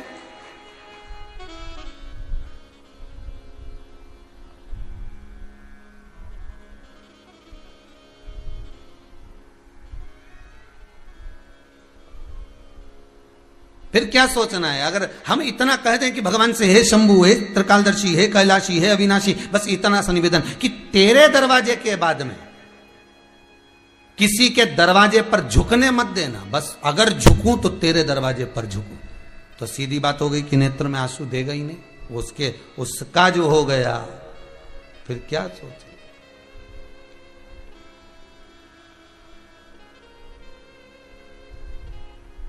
आज सवेरे हम बात कर रहे थे आकाश जी से, तो आकाश जी से हमने कहा कि शंकर हमारा, हम शंकर के। तो आकाश जी बोले, कहे कि गुरुदेव ये बताओ कि आप हमेशा एक ही बात कहते हो कि कुबेर भंडारी मेरा है, शिव मेरा है और मैं शंकर का, शंकर मेरा, मैं शंकर का, मैं गोवर्धन नाथ का, गोवर्धन नाथ मेरे, मैं ठाकुर का, ठाकुर मेरे, मैं राम का, राम मेरे, मैं कृष्ण का, कृष्ण मेरे, मैं शंकर का, शंकर मेरे। तो वो आकाश बोला कि गुरुदेव एक आध दिन भगवान आ गए और भगवान ने कहा अगर तू कहता है कि मैं तेरा हूं तो रजिस्ट्री दिखा। भगवान कह दे कि भाई किसी की भी कोई चीज है तो उसकी रजिस्ट्री तो होगी ना, उसका लिखा पढ़ी तो होगी ना। तो भगवान एक बार आकर कह दे। तो आकाश बोला कहने गुरुदेव ये भगवान तुमसे कह दे आकर कि रजिस्ट्री दिखा। तो दिन भर छाती ठोक ठोक कर कहता है शंकर मेरा है, वो नंदी पर सवार करने वाला, त्रिशूल धारू डमरू धारी वो मेरा है। और एक आध दिन भगवान आ गया और कह दे रजिस्ट्री दिखा। फिर कहां से दिखाओगे भाई? जमीन की तो रजिस्ट्री दिखा सकते हो, सब चीजों की रजिस्ट्री दिखा सकते हो, फिर एक मोबाइल खरीद के लाते हो तो उसका भी बिल दिखा सकते हो, एक अंगूठी बीठी जरा सा कपड़ा खरीद के लाओ तो उसका बिल दिखा सकते हो। कोई समय पे आके कहते दुपट्टा कहां से लाए तो अपन तो कह देंगे गुरु पूर्णिमा पे आया था। नहीं, जो सत्य है वो सत्य कि गुरु पूर्णिमा पे आया था। तो इसकी रजिस्ट्री कहाँ है? तो चैनल पे देख ले, टीवी पे उसने उड़ाया था, उसका फोटो भी होगा रे, तो देख तो दिखा। और एक आध दिन हम कहें भगवान से कि भगवान मेरा, शंकर मेरा, शंभु मेरा, कुबेर भंडारी मेरा, महाकाल मेरा, विश्वनाथ मेरा, छाती ठोक ठोक कर व्यासपीठ पे कहते हैं शंकर मेरा है। और एक आध दिन शिव जी ने आकर कह दिया अल्लाह रजिस्ट्री दिखा कि मैं तेरा कब, तब फिर क्या कहोगे? तो हमने कहा काश बस एक ही बात कह सकते हैं कि कब्जा कर रखा है, रजिस्ट्री नहीं। क्या करके रखा है? ये कब्जे का है। तो शंकर पे अगर रजिस्ट्री है तो पार्वती जी की है, शिव पर रजिस्ट्री है तो गणेश जी की है, कार्तिकेय की है, जया विशारा सामरी वारी दौतली और अशोक सुंदरी की है। अपनी क्या रजिस्ट्री? भगवान विष्णु और ब्रह्मा की। और अपने से कोई के की रजिस्ट्री दिखाओ तो मतलब इतना ही तो कहेंगे कि हमने तो केवल कब्जे ही करा है, हमारे पास रजिस्ट्री नहीं है। हमने तो शिव पर कब्जा करा। और व्यक्ति कब्जा कब करता है? जब उसके दिल में बैठ जाए कि ये मेरा है और इसको छोड़ना नहीं है। फिर कब्जे की जगह कौन छोड़े? फिर कहीं कहा जाए नगर निगम वाला, नगर पालिका वाला, चलो छोड़ो। 80 साल हो गए, कब्जा है, पट्टे है, तो पट्टे से क्या होता है? भले कुछ भी हो, नहीं निकलूंगी, नहीं निकलना। फिर कब्जा तो कब्जा ही है। तो शिव पर भी हमको भजन में, कीर्तन में, स्मरण में, भजन कीर्तन स्मरण में, नाम जाप में भगवान को अपना बनाने के लिए बस दिल से एक बार शंकर पर कब्जा करना पड़ेगा। और वो भजन के बल पर हो सकता है। हमारे पास कुछ नहीं दिखाने के लिए। हमारे पास ऊपर जाने के बाद भी हम सारी रजिस्ट्री यहीं छोड़ के जाएंगे। तुम्हारा मन पड़े तो भले ले जाना, जमीन जायदाद प्रॉपर्टी सब यहीं छोड़ना है। भले कितना जोरदार फ्रिज लिया हो 12,000 का, एसी का रूम, डल्लब का गद्दा, ये सब जितना पेने हैं सब यहीं छोड़ना है। आखिरी में तो केवल जाना है बस ऐसे। कपड़े भी अच्छे अच्छे पिनाएंगे पर ऊपर से सफेद कलर का डाल जाएंगे, लाल कलर का सफेद, बस यही कपड़ा रहेगा।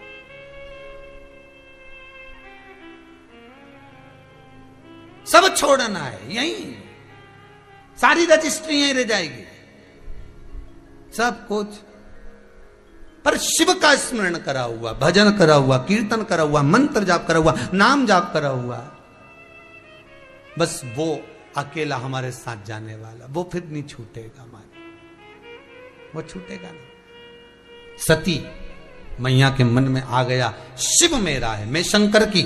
शिव का स्मरण करा, शंकर भगवान ने जान लिया कि विवाह हुआ है तो कहीं सदगुरु की शरण में चलना चाहिए, कोई सत्संग करना चाहिए। सती मैया को ले गए, सती मैया को लेकर पहुंचे कुंभज बाबा के आश्रम में। सती मैया का मन नहीं लगा, चित्त नहीं लगा। शिव महापुराण में एक बात कही थी, भले आप टीवी पर कथा सुन रहे हो, भले आप मोबाइल पर कथा सुन रहे हो, भले आप फेसबुक और यूट्यूब पर कथा सुन रहे हो, भले आप कुबेरेश्वर धाम में आकर कथा सुन रहे हो, तुम्हारी मर्जी पड़े जहां बैठकर कथा सुनो, पर कथा जितनी देर आप श्रवण कर रहे हैं उतनी देर आपके चित्त में, आपके मन में गलत सोच नहीं आना चाहिए।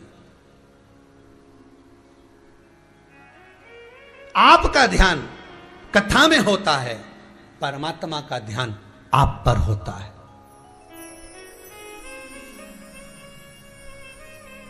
परमात्मा का ध्यान।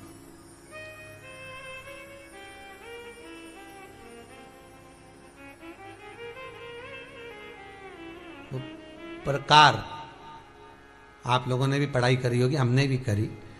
ऐसा रहता, उसमें नोक रहती है या पेंसिल उसमें भर देते हैं और उससे ऐसा पेज घुमा घुमा के उसको कस देते हैं। वो ऐसा रखते हैं,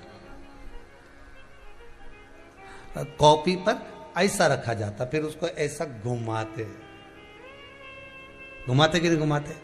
अरे बोलो तो, सबने करा है ना ऐसा, घुमाए, वो घुमाते एक जैसा गोला बन जाता, बिंदु। वो जो नोक होती है ना, मत चुभी रहती है और वो एक ही जगह पे रहती है और घूमती जाती। उसी तरह इस मन को, इस दिल को एक में लगा के रखो, बाकी की सब दुनिया में घूम के आ जाओ। दिल एक में लगाकर बैठ गए, चित्त एक में लगाकर बैठ गए, तो सृष्टि में कहीं पर भी घूम कर आओगे, परमात्मा उस जगह पर हाजिर मिल जाएगा। पर स्थान मत छोड़ना, जगह, चित्त, वृत्ति ना छूटी जाए, भगवान का भजन ना छूटे, उसका स्मरण ना छूटे। ये वस्तुएं, ये सामान, ये सामग्री, ये दौलत, ये सत्ता सब जाने वाली। जहां बैठे हो उस मन को वहां लगाना।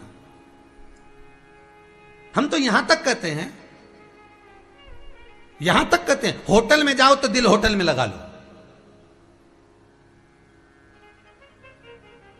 होटल में जाओ तो दिल होटल में लगाओ, खाने में लगाओ, बफेट में जाओ तो बफेट में लगाओ, शादी में जाओ तो थोड़ा रिश्तेदारों में लगाओ, और अगर सत्संग में आओ तो मेरे भोलेनाथ में लगाओ। दिल लगाना ना भूलिएगा। परमात्मा को थोड़ा समय जितना दे रहे हो, 3 घंटा, 2 घंटा, 2.5 घंटा, 1 घंटा, आधा घंटा, जितना हम भगवान को देना, उतनी देर भगवान में चित्त होना चाहिए, उतनी देर भगवान में मन लगाना चाहिए। पर ना जाने दुनिया के लोग कहां चले गए, वह मोबाइल ने सब हटा दिया। हर 15 मिनट में ऐसी याद आए ना, व्हाट्सअप खोल के बैठ जाए, फिर याद आए फिर बैठ। अरे चित्त लगाओ परमात्मा में, मन लगाइए।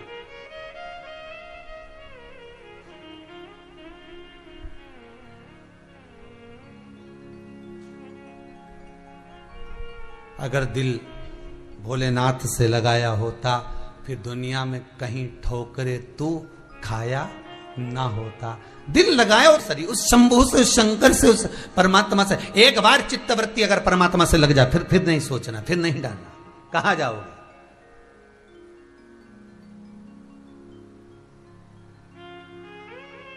आप भगवान में चित्त लगाइए, भगवान में स्मरण में मन लगाइए। बहुत समय नहीं, हम तो कहते हैं जितना, यहां तो शास्त्र कहता है आधी में पुनि आज, इतना भी लगा लिया नहीं तो बहुत है।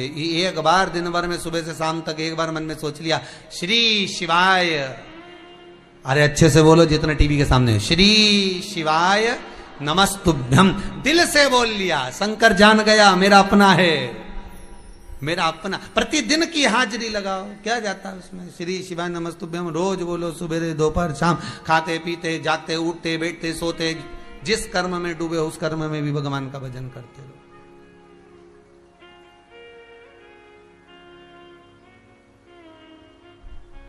और फिर दुनिया के लोग अगर डराएं तो कोई बात नहीं, अपन को ऐसी कोई बात भी नहीं है। वो कोई रोक के बताए, कोई टोक के बताए, अभी पाला नहीं पड़ाए, भोले बाबा से मेरी प्रीत ना छूटेगी, भोले बाबा से मेरी प्रीत जो लगी हुई है, ये मन जो चित्तवृत्ति रमी हुई। तो यहाँ पर सती मैया कुंभज बाबा के आश्रम में पहुंच गई, मन नहीं लगा, उनका चित्त नहीं लगा। उनके मन में आया बताओ विवाह करने के बाद लेकर भी कहाँ आए, तो कुंभज ऋषि के आश्रम में आए। अरे इससे बढ़कर सौभाग्य और क्या चाहिए। विवाह होने के बाद कहीं शिव पुराण की कथा सुनने को मिल जाए, विवाह होने के बाद में कहीं पति के साथ बैठकर पूजन करने का मौका मिल जाए, सत्संग करने का मौका मिल जाए, संकीर्तन करने का मौका मिल जाए। इसलिए हिंदू धर्म की रीति है, घर में बहू आती है तो पति के साथ उसको सत्यनारायण जी की कथा में बिठाया जाता है। सबसे पहला काम यही कराया जाता है कि पूजन में बिठाओ जोड़े से दोनों को।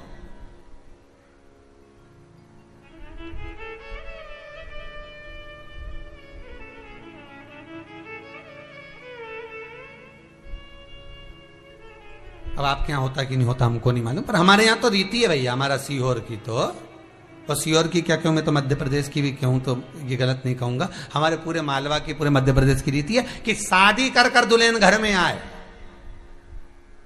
तो सबसे पहले उसको पूजन में बिठाए, जोड़ा से बैठ जाओ, अगर जोड़ा बांधे तो जोड़ा बिठाए, पूजन वूजन कराए आराम से, देवी देवता धुकाए से, तो हमारा ये कुल देवता, ये देवी, ये देवता, इन सब।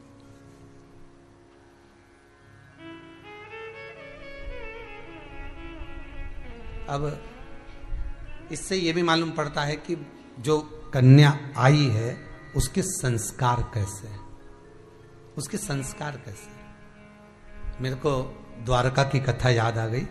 द्वारका में एक सास अपनी बहू को 3 दिन की कथा के बाद चौथे दिन बुला ली, बेटा अब तेरी छुट्टी लग गई है, 3 दिन बैंक की छुट्टी है, 4 दिन की कथा गुरुजी की हो गई है, 3 दिन बचे हैं, तू यहां आ जा द्वारका। अब बहू को जाना पड़ा, द्वारका आ गई वो। सास ने ध्वजा उत्सव रखा, वहां ध्वजा चढ़ती है द्वारका जी में, तो ध्वजा चढ़ाने का उत्सव रखा। आज उसकी ध्वजा चढ़ना थी और बहू भी आ गई थी। अब सास बहू से कह रही, बेटा तुम जल्दी तैयार हो जाना और तुम घर की बहू हो और तुम्हें वो डलिया में और वो ध्वजा लेके और चलना है, द्वारकाधीश को ध्वजा चढ़ेगी। अब वो तो होटल से बाहर नहीं निकले। अब माता जी आके बोली, गुरुदेव वहां पर टाइम पे पहुंचना है, ध्वजा चढ़ना है। पंडित जी का फोन आ गया है, पंडा जी का, ध्वजा चढ़ना है द्वारकानाथ की, और ये बहू तो तैयार ना हो। तो कहा कोई बात नहीं, हो जाएगी, समय निकले, आधा घंटा हो गया, 1 घंटा हो गया, 2 घंटा हो गया, 3 घंटा हो गया, 4 घंटा हो गया। सास ने बस केवल इतना कहा कि ये ध्वजा लेकर चलना, चलो ध्वजा चढ़ेगी। बहू बोली, मुझे ये ढोंग प्रपंच पसंद नहीं, मैं होटल से बाहर नहीं निकलूंगी। वो तो इन्होंने 25 बार फोन करा था इसलिए आ गई, नहीं तो मैं आती भी नहीं। 3 दिन तो छुट्टी मिली थी मुझे नौकरी से, सर्विस से, और यहां आऊंगी मैं। सास आंखों में आंसू भरी, गुरुदेव हमने कहा तुमसे बोल दिया ना उसने कि उसकी रुचि नहीं है, तो अब छोड़ दो। अब ये द्वारकानाथ जाने और इसकी रुचि जाने। सही है कि गलत है? व्यक्ति को अगर किसी व्यक्ति को समझा रहे हो, ज्ञान दे रहे हो, समझाने का प्रयास कर रहे हो, जब व्यक्ति नहीं समझ रहा, मंदोदरी ने रावण को कितना समझाया, विभीषण ने रावण को कितना समझाया, कितना पढ़ा लिखा रावण था जो अपना सिर काट काट कर भगवान को दे दिया, तप साधना में लगा रहा, विद्वत्ता में पूर्ण था, ज्ञान में पूर्ण था, कोई ऐसी कमी नहीं थी रावण में कि कुछ रह गई हो। बस एक कमी थी लंकाधिपति रावण में कि सुनता नहीं था और अहंकार प्रबल था।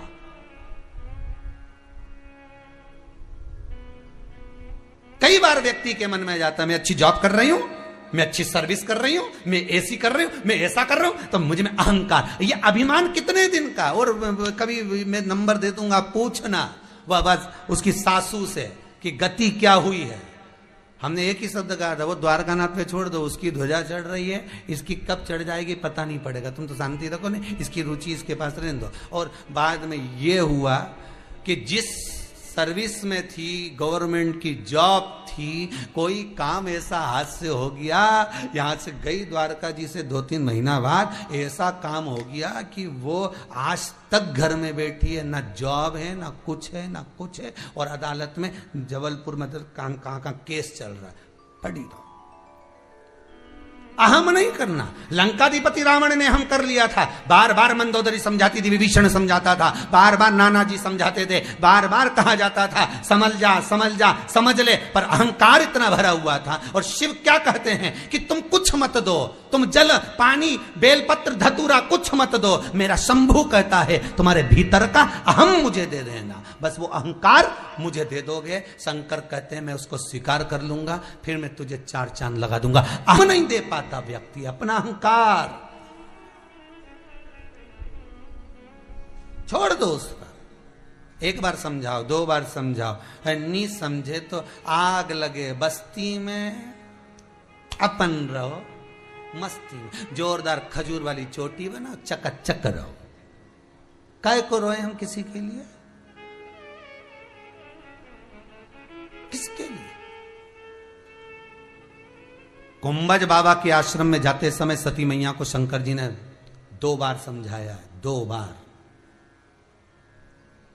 अमरनाथ जी की गुफा में अमर कथा सुनाते समय पार्वती को 3 जगह पर समझाया। देखिए कथा कितनी सुंदर कर रही है, समझने वाला व्यक्ति समझ सकता है। 2 बार माता सती को शिव ने समझाया, सती सुनो, कुंभज बाबा के आश्रम में जा रही हो, सुनिए, बाबा के आश्रम में जाओ तो प्रणाम करना गुरुदेव को जी। ऐसा कोई पति नहीं होता स्टेज पर पहली बार जब जयमाला होती है, ऐसा कोई पति नहीं होता जो अपने घर के बड़ों को देखकर अपनी पत्नी से नहीं कहता हो कि प्रणाम कर लो, ये मेरे दादाजी हैं, ये मेरे काका जी हैं, ये मेरे नाना जी हैं, भले वो आंख दिखाए जगदम्बा, भले वो आंख दिखाए, मैं झुकूं कैसे, भले वो आंख, पर इसका फर्ज देखो, इसके संस्कार देखो, वो कहता है मेरे नाना जी हैं। अब फर्ज किसका है? उसका, कि झुक के प्रणाम कर ले बेटा। नर कपड़न से डरत है, नरकपड़न से नहीं।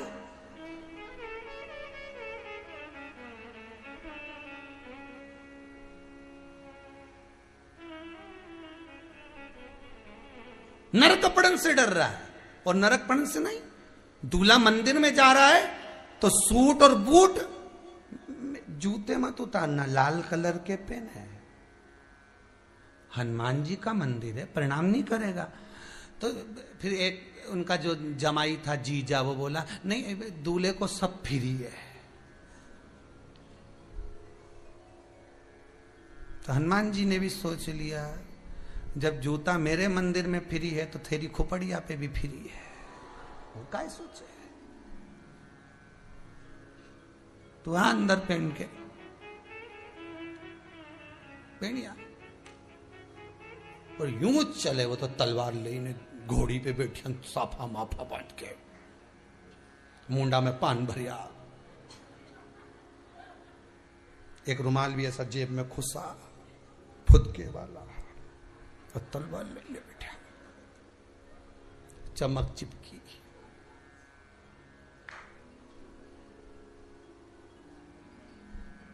और मुस्कुराया तो पान टपकी गया। अब वो फुग्गे वाला रुमाल हिड़ने का सोच लिया तो पहले दर्जी ने पहले सिल के रखा था हिटे, तलवार की नोक से ही अंगूठा ऊपर ले गए। अब सोच हनुमान जी भी सोच लिया, आए जूता पहन के अंदर आएगा।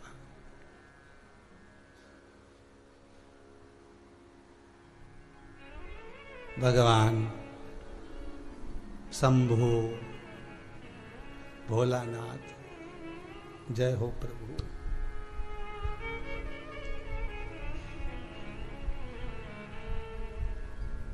किसी ने शिव जी से पूछा, भोलेनाथ जी तुम्हारी शादी हुई थी, तुमने कपड़े वपड़े कौन से पहने थे?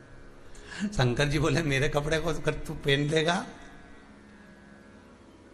तो शादी में कोई नहीं घुसने देगा, तेरी शादी में ही तू नहीं घुस पाएगा अगर मेरे कपड़े पहन लिए। ऐसी फैशन की डिजाइन शंकर जी ने रखी। सारे देवताओं के कपड़े लोग पहन ले पर शंकर जी का नहीं पहन पाए। और पहने भी तो सब नकली नकली, ओरिजिनल पहन के बता। एक आध बार गले में बब्बा को पकड़ के बैठा, कानों में बिच्छू, वृक्षाला, शिव के जैसा नहीं। सती को दो जगह समझाया, सती अंदर जाओ गुरुजन को प्रणाम करना जी। दूसरी बात, गुरु के शब्द जब सुनो पूर्ण विश्वास से श्रवण करना। सती दोनों संवाद भूल गई। जब अंदर जाने लगी, कुंभज ऋषि उठकर खड़े हो गए, हाथ जोड़कर कुंभज ऋषि ने प्रणाम करा। सती को बस पहले किसको झुकना था? सती को। झुक कौन गए? कुंभ ऋषि। गुरु, सदगुरु, संत, महात्मा, माता, पिता, घर के बुजुर्ग, घर के बड़े हमेशा झुककर चलते हैं। क्यों? क्योंकि वो जानते हैं कि मुझे रिश्ते निभाना है। क्या जानते हैं? रिश्ते निभाना वो जानते हैं। अगर ये थोड़ा नहीं झुका तो कोई बात नहीं, मैं झुक जाता हूं। रिश्ते निभाना, जो रिश्ते निभाना जानता है वही झुक सकता है। लड़का और लड़की का जब अदालत में केस चलता है, तलाक की बात चलती है, तो यहां बात ही उस बात की होती है कि कोई झुकने को तैयार नहीं होता। ना छोरा झुके ना छोरी झुके, दोनों नहीं झुकने को तैयार। वो के हम, वो के हम। इसीलिए तो पहले के लोग घर के दरवाजे को छोटा बनवाते थे। ये घर की जो चौखट होती है ना, आजकल तो इतनी बड़ी चौखट लगा देते हैं, 5-5, 6-6 फीट की। पहले इतनी बड़ी चौखट नहीं होती थी। पुराने घरों में जाके देखना, छोटी छोटी चौखट, छोटा दरवाजा। छोटा दरवाजा इसलिए रखते थे, कितने भी बड़े परिवार की बहू आ जाए, कितने भी पैसे वाले की लड़की आ जाए, हमारे घर में झुककर चलना सीख जाए। नहीं झुकेगी, 2-4 बार माता भड़केगा चौखट में, अपने आप झुकेगी। इसलिए चौखट छोटी करते थे कि ये दरवाजे में भड़की ने तो अपने आप झुके। तो अब दरवाजे की चौखट हो गई ऊंची, तो बहू में भी बोल तो रिड्डू करिया। वो क्या सुने, वो क्यों सुनेंगे?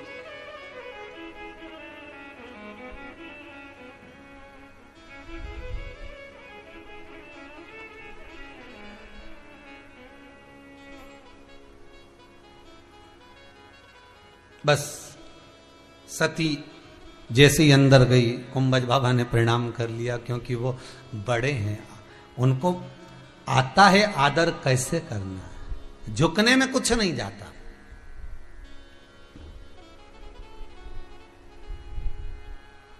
बड़ा व्यक्ति छोटे व्यक्ति के आगे झुक जाता है तो सम्मान सबसे ज्यादा किसका होता है? छोटे का होगा। दुनिया के लोग कहेंगे कैसा बेवकूफ है, इसमें इतनी अक्ल नहीं है, इतने बड़े व्यक्ति से पांव पड़वा रहा है, इतने बड़े व्यक्ति से, इसमें अकल कब आएगी? भले उस बड़े व्यक्ति ने प्रणाम कर लिया, भले उसने नमन कर लिया। कुंभज ऋषि ने हाथ जोड़कर प्रणाम करा, आइए प्रभु पधारिए। तो सती के मन में अहंकार आ गया कि ये कुंभज ऋषि, ये गुरु, अगर कथा वाचने वाला हमको प्रणाम कर रहा है तो कथा क्या सुनाएगा? कथा वाचने वाला कथा सुनने वाले को हमेशा प्रणाम करता है। इस व्यासपीठ पर क्या, दुनिया के जितने कथाकार जब व्यासपीठ पर बैठते हैं तो सबसे पहले आपको नमन करते हैं, क्योंकि श्रोता हो आप।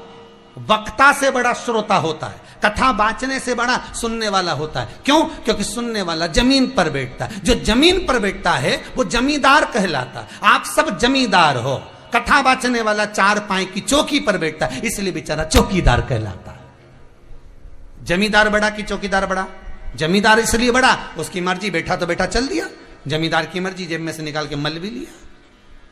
जमींदार तो जमींदार, भजन आया तो फटकी भी दे ली, जैसे गुरु जी बोले हार हार, निपटा भी, वो तो जमींदार। और चौकीदार तो बेचारा एक जैसा चढ़ के जो बैठा है चार पाई की चौकी पर, जब तक कथा पूरी नहीं हो जाए तब तक उतर ही नहीं सकता। भले तुम जाओ आओ ने घूम फिर के वापस बैठ जाओ, पर चौकीदार तो चौकीदार। उसी तरह वक्ता और श्रोता में अंतर होता है। श्रोता बड़ा होता है, वक्ता छोटा होता है। क्यों? क्योंकि वो जो कह रहा है, वो जो दे रहा है, आप अगर ग्रहण कर लोगे जिंदगी सवर जाएगी। आपने अपनी जिंदगी में उतार लिया। लाखों लोग कथा श्रवण करते हैं, करोड़ों लोग कथा श्रवण करते हैं। इतनी जनता में जितने लोग कथा श्रवण कर रहे हैं, इन करोड़ों लोगों में से, लाखों लोगों में से अगर 2 लोग भी कथा को अपनी जिंदगी में उतार लेते हैं तो वक्ता की जिंदगी तो यूं ही सार्थक हो जाती है। उसको दक्षिणा की जरूरत नहीं पड़ती, उसका जीवन सार्थक हो गया। कोई घर तो संवर गया, कोई परिवार तो सुधर गया, कोई रिश्ते तो सुधर गए, कोई संबंध, कोई नाते बिगड़ने से पहले सवर तो गए।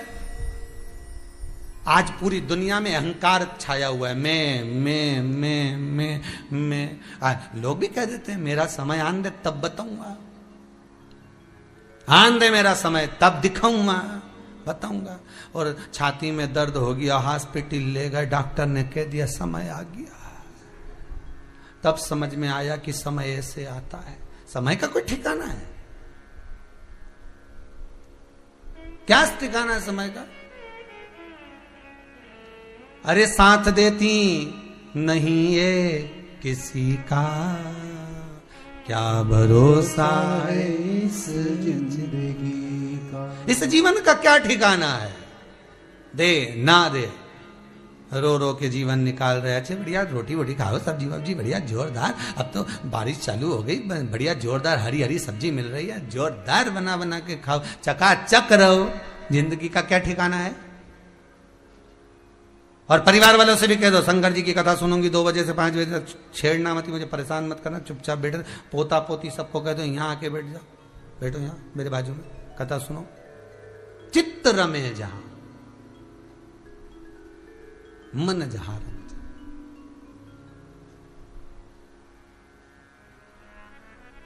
ये मन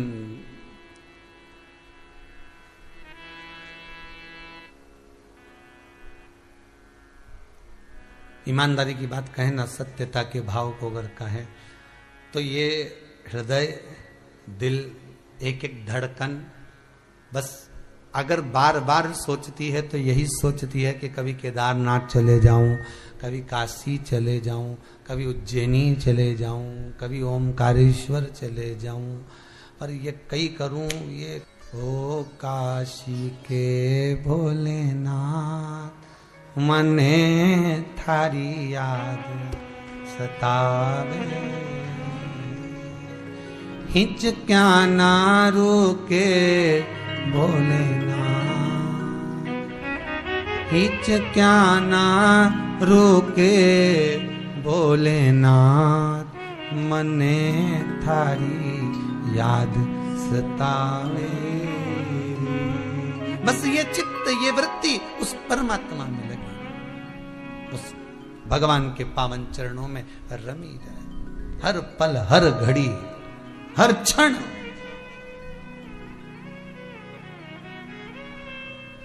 आज कोई फोन पर बोल रहा था, अब तो हमको 6 अगस्त का इतना इंतजार है, इतना इंतजार कि हम सब तैयारी कर कर के रखे जा रहे हैं। 6 तारीख शाम के 7 बजे और ऑनलाइन शिवरात्रि की, श्रावण के महीने की शिवरात्रि की पूजन करे। और हमने सारी बहन बेटी रिश्तेदार सबके कह दिया, सब पूजन का।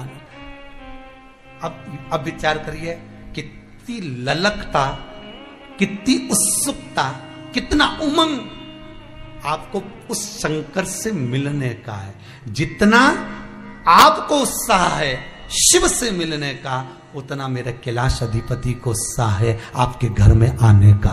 उतना ही उत्साह शिव को है, उतनी उमंगता, उतना आनंद, उतना उत्साह उसको है।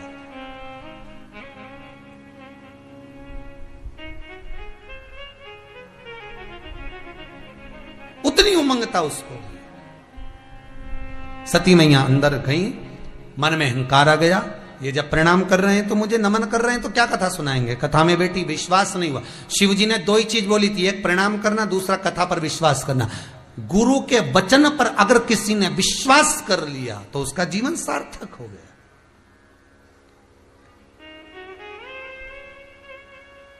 वचन पर विश्वास। एक जगह पर गुरुजी प्रवचन में कह रहे थे, जब जब कोई गिरता है उसे भगवान भोलेनाथ अपनी गोदी में झेल लेते हैं। जब कोई गिरता है शिव उसको गोदी में झेलते हैं। एक व्यक्ति ने कथा में गुरुजी के शब्दों को सुन लिया, सुन के गया, जाते ही उसने सोचा कि गिरता है तो शंकर जी झेलते हैं। अब गुरुजी ने ये थोड़ी ना बोला था कि कुएं में गिर। अब ये गया तो इसने सोचा गिरूं कहां। इसके मन में आ गया कि गिरूं काम में। इसने सोचा कुएं में गिर जाता हूं। अब कुएं की पाल पे खड़ा हुआ और गिरने ही वाला था। इतनी देर में इसके मन में आया और मैं गिर गया और शंकर जी नहीं आए तो, और गुरु जी का क्या जाएगा, अपन तो निपट जाएंगे। तो इसने सोचा गिर भी जाऊं और मरूं भी नहीं। तो इसने क्या करा, रस्सी लाया, पांव में बांध ली, कुएं के पेड़ से बांध ली और गिर गया, लटका वहीं। 8 दिन हो गए, शंकर जी नहीं आए।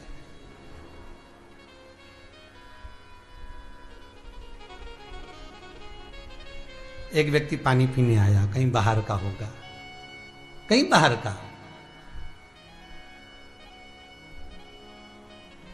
पानी पीने आए तो इसने देखा व्यक्ति लटक रहा है, तो इसने रस्सी को खींचा, बेचारा मर जाएगा। खींचना नहीं, गुरुजी ने कहा था जब कोई गिरता है तो शंकर जी झेलते हैं। तो क्या तेरे गुरुजी ने ऐसा बोला था? हाँ। तो उसने सोचा कि ऐसा बोला था तो मैं भी गिर के देख लेता हूं। अब इसके पास तो रस्सी थी नहीं, बड़ के पेड़ की डालियां लाया, उसको लपेट के पांव में और कूद गया। कूदा, इसकी बड़ के पेड़ की डाली कमजोर, 2 घंटे 3 घंटे में वो टूटने लगी। वो व्यक्ति जैसी डाली टूटी नीचे गिरने लगा तो शंकर जी ने उसको गोदी में झेल लिया। शिव ने गोदी में जैसे ही झेला तो ये 8 दिन का टंगा हुआ ये कह रहा है हम तो 8 दिन से लटके, हमें नहीं झेलोगे। शंकर भगवान बोले तुझे तो यमराज झेलेगा, मैं नहीं झेलूं तुझे। अरे मूर्ख, विचार कर, इसने तेरे वचन पर विश्वास करा और कहा ऐसे गिरोगे तो भगवान झेलेगा। तेरे वचन पर विश्वास करा और लटक गया और मैं मिल गया। और तू गुरु के वचन पर विश्वास नहीं कर पाया, अंत में विचार करा गिर गया और मर गया। तो गिर के तो देखता, गिर के तो देखता।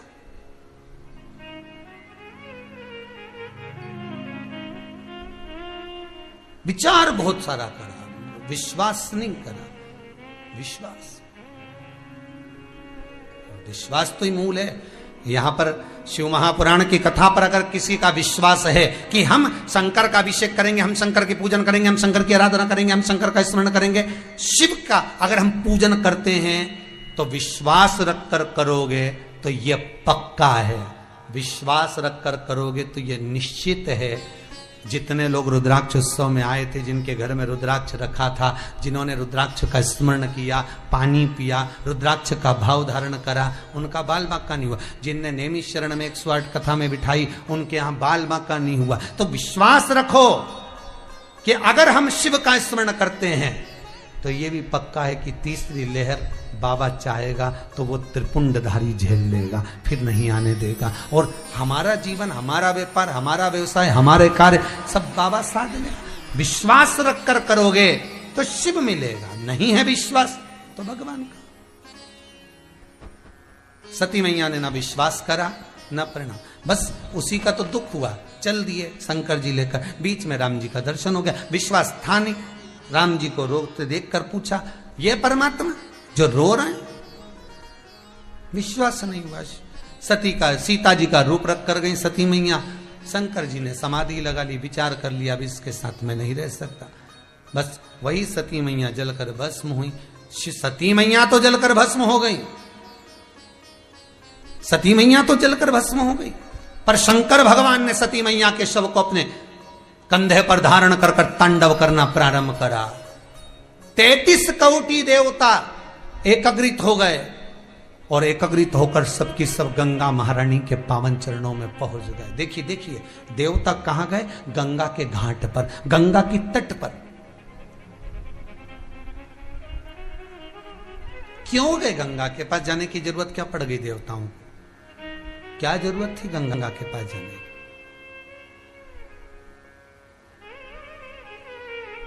किसी ने पूछा भगवान विष्णु और भगवान ब्रह्मा को क्या जरूरत पड़ गई गंगा के घाट पर जाने की?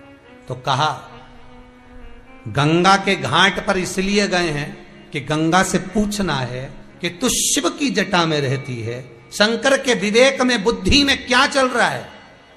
इस सती को उठाकर वो क्या करना चाहते हैं? जहां शिव क्रोध में आकर पांव रख देते हैं वहां की भूमि नीचे हो जाती है, जहां शिव पांव उठाते वहां की भूमि ऊथली हो जाती। इतना क्रोध शिव में था, इतना क्रोध था कि शंकर का जो पसीना गिर रहा था उससे भूमि बिलख रही थी, अर्थात भूमि कच्ची पड़ गई। इसलिए आज भी उत्तराखंड की भूमि कच्ची है। हर कभी पानी गिर जाए ना भूमि पूरा पर्वत नीचे बह कर आ जाए। देखा है आप लोगों ने? मालूम होगा आप लोगों को, तो जितने लोग कथा सुन रहे हैं, तो आज भी कच्ची। क्यों? शिव का क्रोध इतना था, इतना क्रोध कि वो पसीना गिर रहा था, क्रोध का जमीन उथली हो गई। इसलिए उत्तराखंड की भूमि आज भी कच्ची है।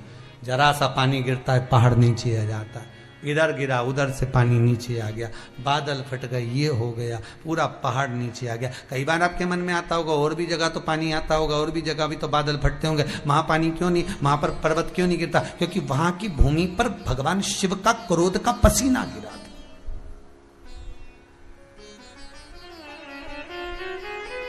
गंगा जी से पूछा।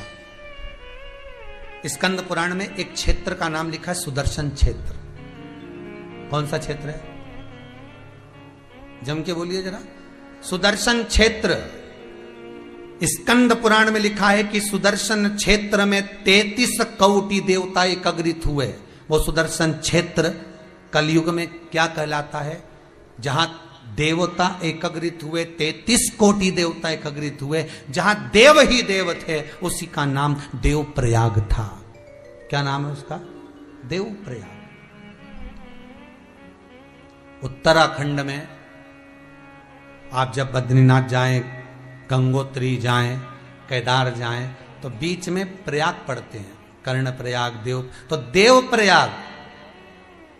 और ये देव प्रयाग कोई साधारण नहीं है। इस भूमि पर वशिष्ठ बाबा के कहने पर भगवान राम जी महाराज ने भी तप साधना करी थी जब ब्राह्मण हत्या लग गई थी।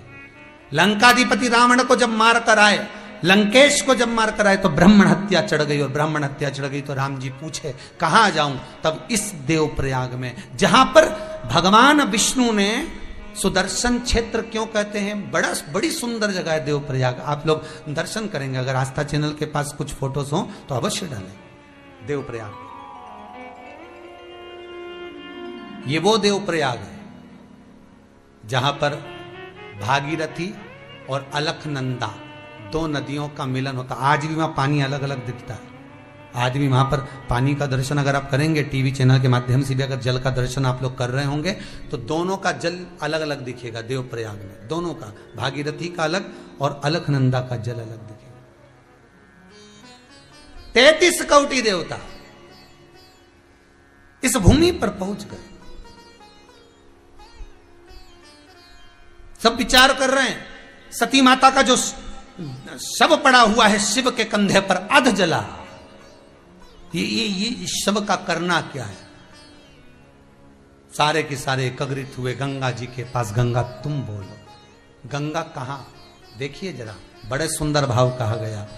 भागीरथी नदी और अलकनंदा दोनों का जब संगम हुआ तब यहां गंगा प्रकट, तब यहां गंगा उत्पन्न हुई। नाम चेंज हो गया, ना भागीरथी रही ना अलकनंदा रही, एक नदी हो गई गंगा। बस इसी देव प्रयाग से, क्योंकि यहां 33 कोटि देवता बैठकर तप साधना कर कर गंगा से पूछ रहे हैं, गंगा कुछ ऐसा बता दे कि शिव के शरीर पर, धड़ पर, शंकर के शरीर पर जो ये धड़ पड़ा हुआ है, जो शरीर पड़ा हुआ है सती मां का, इसका करे क्या? तब गंगा नैनों में जल भर कर बोली, शंकर सती से बहुत स्नेह करते थे। गंगा कहती है शिव सती के प्रति अधिक प्रेम रखते थे, इसलिए सती को बार बार समझाकर कुंभज ऋषि के यहां लेकर गए थे। बार बार समझाता कौन है? जम के बोलिए गजरा।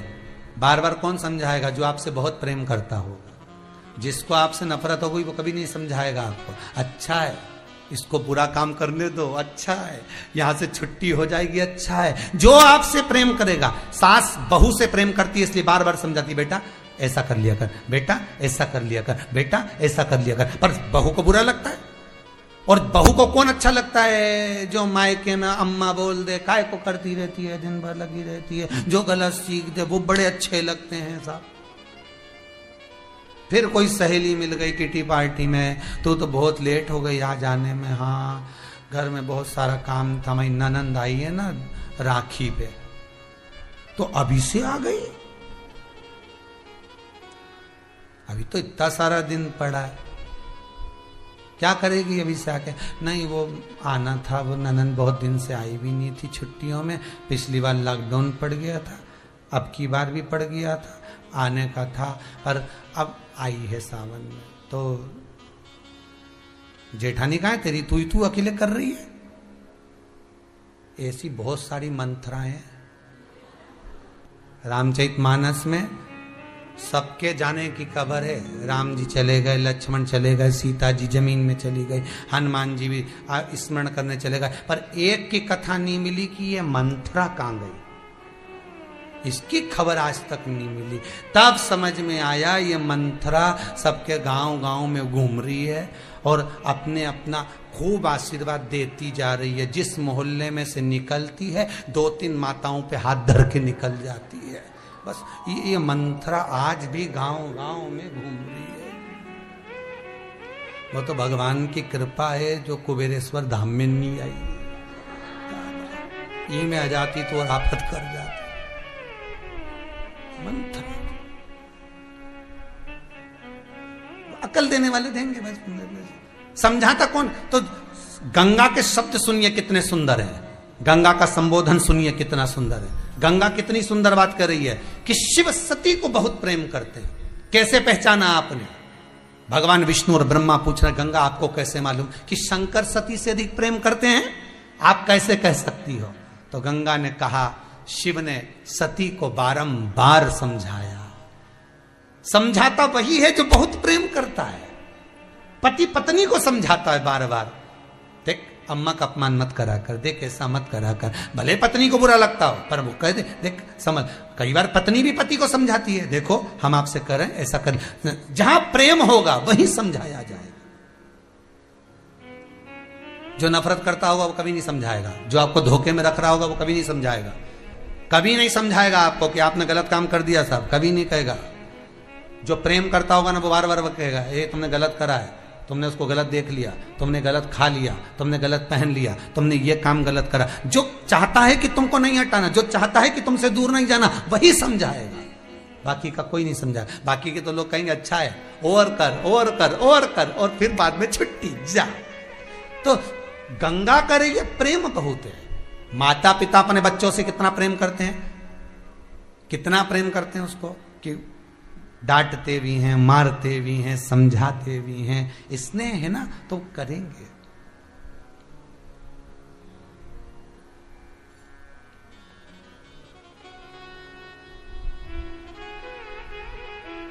स्नेह तो किया जाएगा।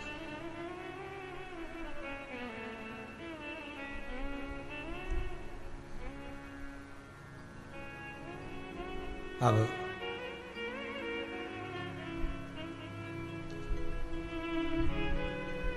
स्नेह बहुत था। गंगा जी कह रही हैं, मैं जानती हूं कि शिव सती से बहुत प्रेम करते, तो क्या करा जाए आप नहीं बताओगी? गंगा जी कहती हैं कि बस 33 कोटि देवताओं से मेरा निवेदन है, जब तक सती कंधे पर है तब तक शिव का क्रोध भी प्रबल है, बहुत प्रबल है। किसी के मरने के बाद व्यक्ति चिल्ला कर रो रहा है, धाड़ कर रो रहा है, फूट फूट कर रो रहा है। कब तक रोता है? जब तक उसका शव पड़ा हुआ है। शव शमशान गया, घर में पोछा लगा, आंख के आंसू भी कम हो जाते हैं, नेत्र के आंसू भी पूछ जाते हैं। जब तक वो है, जब तक क्रोध है, जब तक वो है, जब तक रुदन है, जब तक वो है, तब तक नेत्रों में जल है। वो गया, पोछा लगा, अश्रु कम।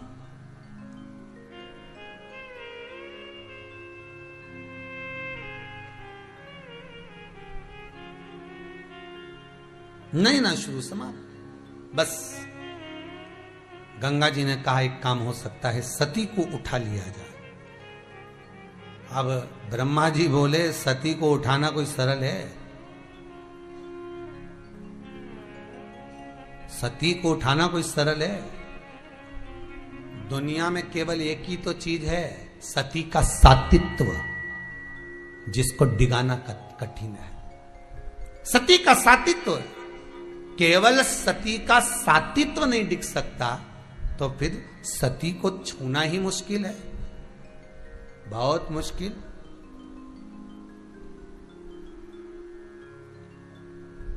ये जो शक्ति पीठ बने हैं ना, माता सती के शरीर के जो टुकड़े हुए, शक्ति पीठ का जो निर्माण हुआ है, ये जितने शक्ति पीठ हैं, इन शक्ति पीठ से हमें क्या प्राप्त होता है, क्या मिलता है? क्यों कहते हैं कि शक्ति पीठ का दर्शन करने जाना चाहिए? जहां जहां माता के शरीर के टुकड़े हुए गिरा भाग, कहीं पांव गिरा, कहीं घुटना गिरा, कहीं हाथ गिरा, कहीं नयन गिरे, कहीं मुख गिरा, कहीं जिह्वा गिरी, कहीं कर्ण गिरा, कहीं कपोल गिरे। क्यों कहा जाता है कि इन शक्ति पीठों का दर्शन करिए? हिंदू धर्म में क्यों कहा जाता है कि इस जगह पर जाकर प्रणाम जरूर करो, शक्ति पीठ के पास में से निकलो तो एक बार नमन जरूर करो? क्यों कहा जाता है? उसका कारण देवी भागवत में कहा गया, स्पष्ट कहा गया कि जिस शक्ति पीठ में माता का श्री विग्रह का कोई अंग गिरा हुआ है, वहां नमन कर लेने से, वहां प्रणाम कर लेने से जीव की गति फिर भटकती नहीं है, अर्थात वो प्रेत योनि में नहीं पड़ता, वो किसी अलग योनियों में नहीं जाता, वो सीधे जाता है तो देव योनि को प्राप्त हो जाता है और देवताओं के करीब में पहुंच जाता है। भगवान के पावन चरणों में उसका स्थान होता है।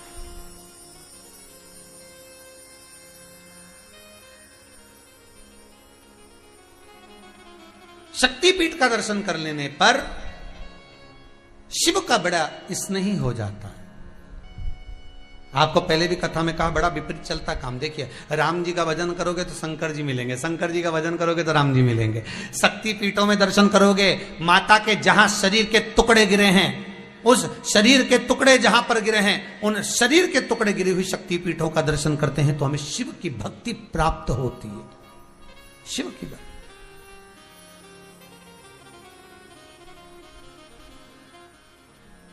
देव प्रयाग की वो धरा जहां पर भागीरथी अलखनंदा का मिलन हो रहा है, ये वो जगह भी है जहां पर, ये तो कथा पहले की, उसके बाद में जो कथा आई है ना महाराज त्रेता वाली, तो उसमें राम जी के ऊपर जो ब्रह्म हत्या का दोष लगा, तो इसी भागीरथी और अलखनंदा के पास में पहुंचकर राम जी महाराज ने तप साधना करी,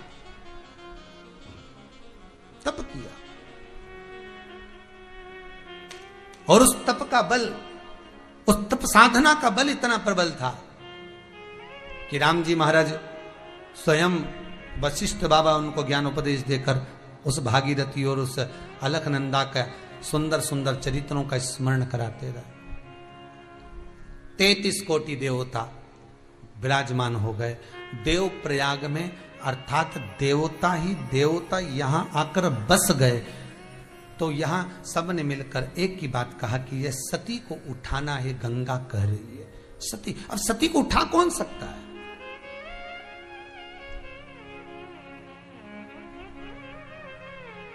सती को कौन उठाएगा? स्कंद पुराण कह रही है, सुदर्शन क्षेत्र है, सुदर्शन क्षेत्र किसको कहा गया? देवप्रयाग को। आज की भाषा में उसका नाम है देवप्रयाग। सुदर्शन क्षेत्र को सुदर्शन क्षेत्र क्यों कहा गया? कि वहां पर बाद में गंगा मैया ने भगवान विष्णु से कह दिया एक संबोधन, नाथ मैं आपके चरणारविंद से निकली हूं, मैं विष्णु पदी हूं। चरणों में रहने वाली अगर बहुत बड़ी बात करे तो श्रेष्ठ नहीं होगा।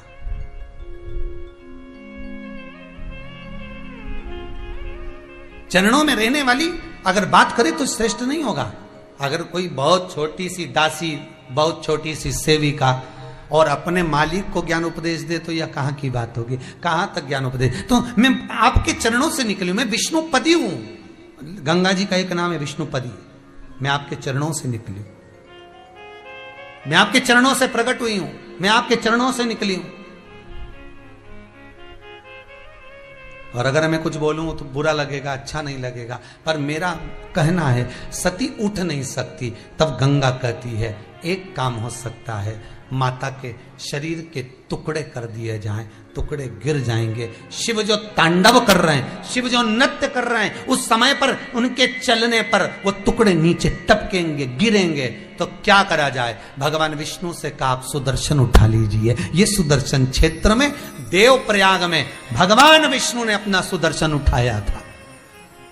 अगर आज भी आप लोगों के मन में कभी भाव आए और आप लोग बद्रीनाथ जाएं, केदारनाथ जाएं, तो सुदर्शन क्षेत्र का दर्शन अवश्य करिए। महाराज उस देवप्रयाग में कुछ देर रुकिए। जहां राम जी महाराज ने बैठकर तप साधना करी थी वो स्थान आज भी है। राम जी के बैठने से वो आसन पर, उस पत्थर पर आज भी निशान बने हुए हैं मेरे राम जी के, मेरे राघव जी के बैठने के। उसका दर्शन करिए देवप्रयाग में। गाड़ी वाले से कह दिया करो देवप्रयाग में थोड़ा गाड़ी रोकिए, यहां पर गंगा नाम पड़ा है मेरी भागीरथी का। अलखनंदा और भागीरथी का संगम हुआ है यहां गंगा नाम पड़ा है। ये अविरल बहने वाली गंगा नाम लेकर यहीं से जाए। रखो, रखिए उसको। अब गंगा कह रही है सुदर्शन उठा लिया जाए। देवप्रयाग में भगवान विष्णु ने सुदर्शन को उठाया और सुदर्शन को उठाकर जब भगवान विष्णु ने सुदर्शन चक्र को फेंका, सती मैया के शरीर के टुकड़े टुकड़े हो गए।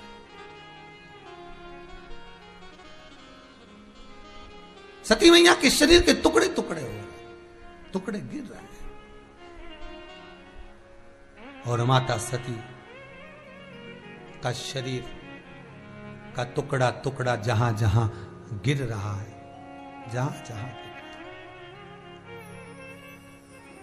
शिव को नहीं दिखा कुछ। आखिरी, केवल आखिरी टुकड़ा बचा था। शंकर ने पकड़ा उसको।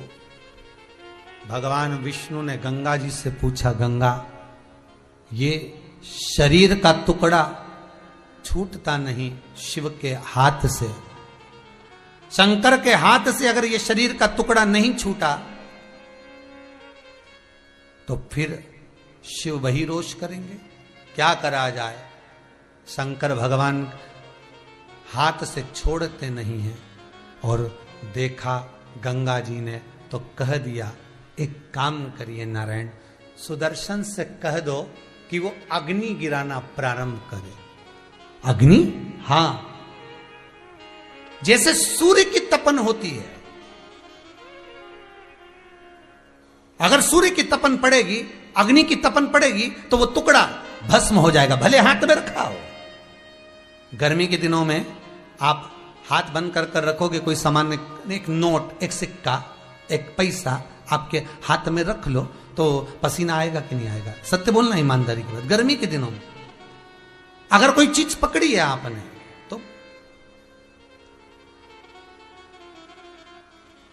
वो सिक्का हाथ में है, पसीना आएगा कि नहीं आएगा? तो यहां गंगा कर रही है एक काम करो, जैसे सूर्य में तपन होती है ऐसी उस सुदर्शन चक्र से तपन गिरे, तपन गिरेगी। हाथ में रखा हुआ जो भाग है माता सती का भस्म धारण कर लेगा। इसलिए आज भी देवप्रयाग में एक सूर्य कुंड है। कौन सा कुंड है? सूर्य कुंड। देवप्रयाग में 2 कुंड हैं, एक सूर्य कुंड, एक ब्रह्म कुंड। बहुत ध्यान दीजिएगा महाराज।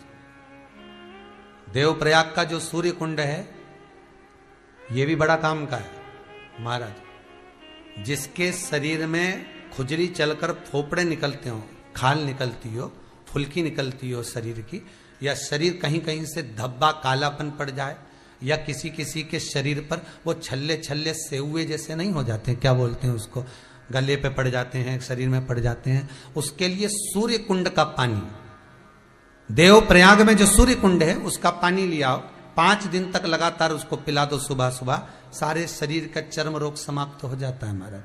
शरीर में गले में किसी किसी को छल्ले पड़ जाते हैं, कहीं कहीं भभूतियां पड़ जाती हैं, वो सब समाप्त हो जाती है। देवप्रयाग में जो सूर्य कुंड है, और ब्रह्म कुंड का भी महत्व है। देवप्रयाग में 2 कुंड है, एक सूर्य कुंड, एक ब्रह्म कुंड। ब्रह्म कुंड का भी बड़ा महत्व है महाराज।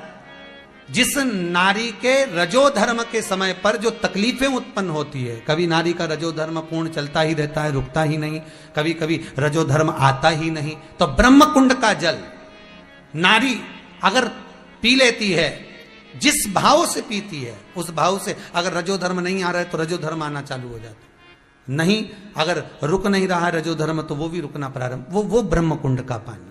वो 2 कुंड हैं देवप्रयाग में, जो जिस समय सुदर्शन चक्र ने तपन प्रदान करी थी, तपन दी थी, उस तपन को जब दिया गया तो वो तपन से भस्म बन गई। माता सती के शरीर की भस्म शिव के शरीर पर धारण हो गई। ऐसे मेरे शंकर गंगा के घाट पर आनंद पाने वाले शिव, भागीरथी गंगा के कहने पर शंकर को प्रथम भस्म चढ़ती है महाराज, प्रथम भस्म सती के शरीर। ऐसा मेरा ओघड़दानी, मेरा त्रिकालदर्शी, मेरा कैलाशी अविनाशी शिव, जो सती से पूर्ण हो, माता पार्वती के साथ जिनका मंगल विवाह हुआ, ऐसे मेरे ओघड़दानी शिव हैं। बड़ी साधुवत्ता है बूढ़े परिवार को, जो बड़े प्रेम से शिव महापुराण की कथा को, गंगा शिव महापुराण को श्रवण करा रहे।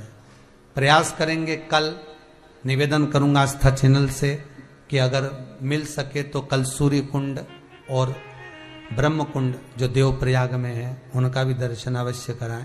प्रयासरत रहेंगे भाव भक्ति से कि प्रयागराज में भी जो जो स्थान बड़े सुंदर सुंदर हैं उनका देवप्रयाग का आनंद करते हुए गंगा के इस गंगा शिव महापुराण को आगे की ओर लेंगे और आगे बढ़ेंगे बड़े प्रेम से शिव महापुराण की ओर।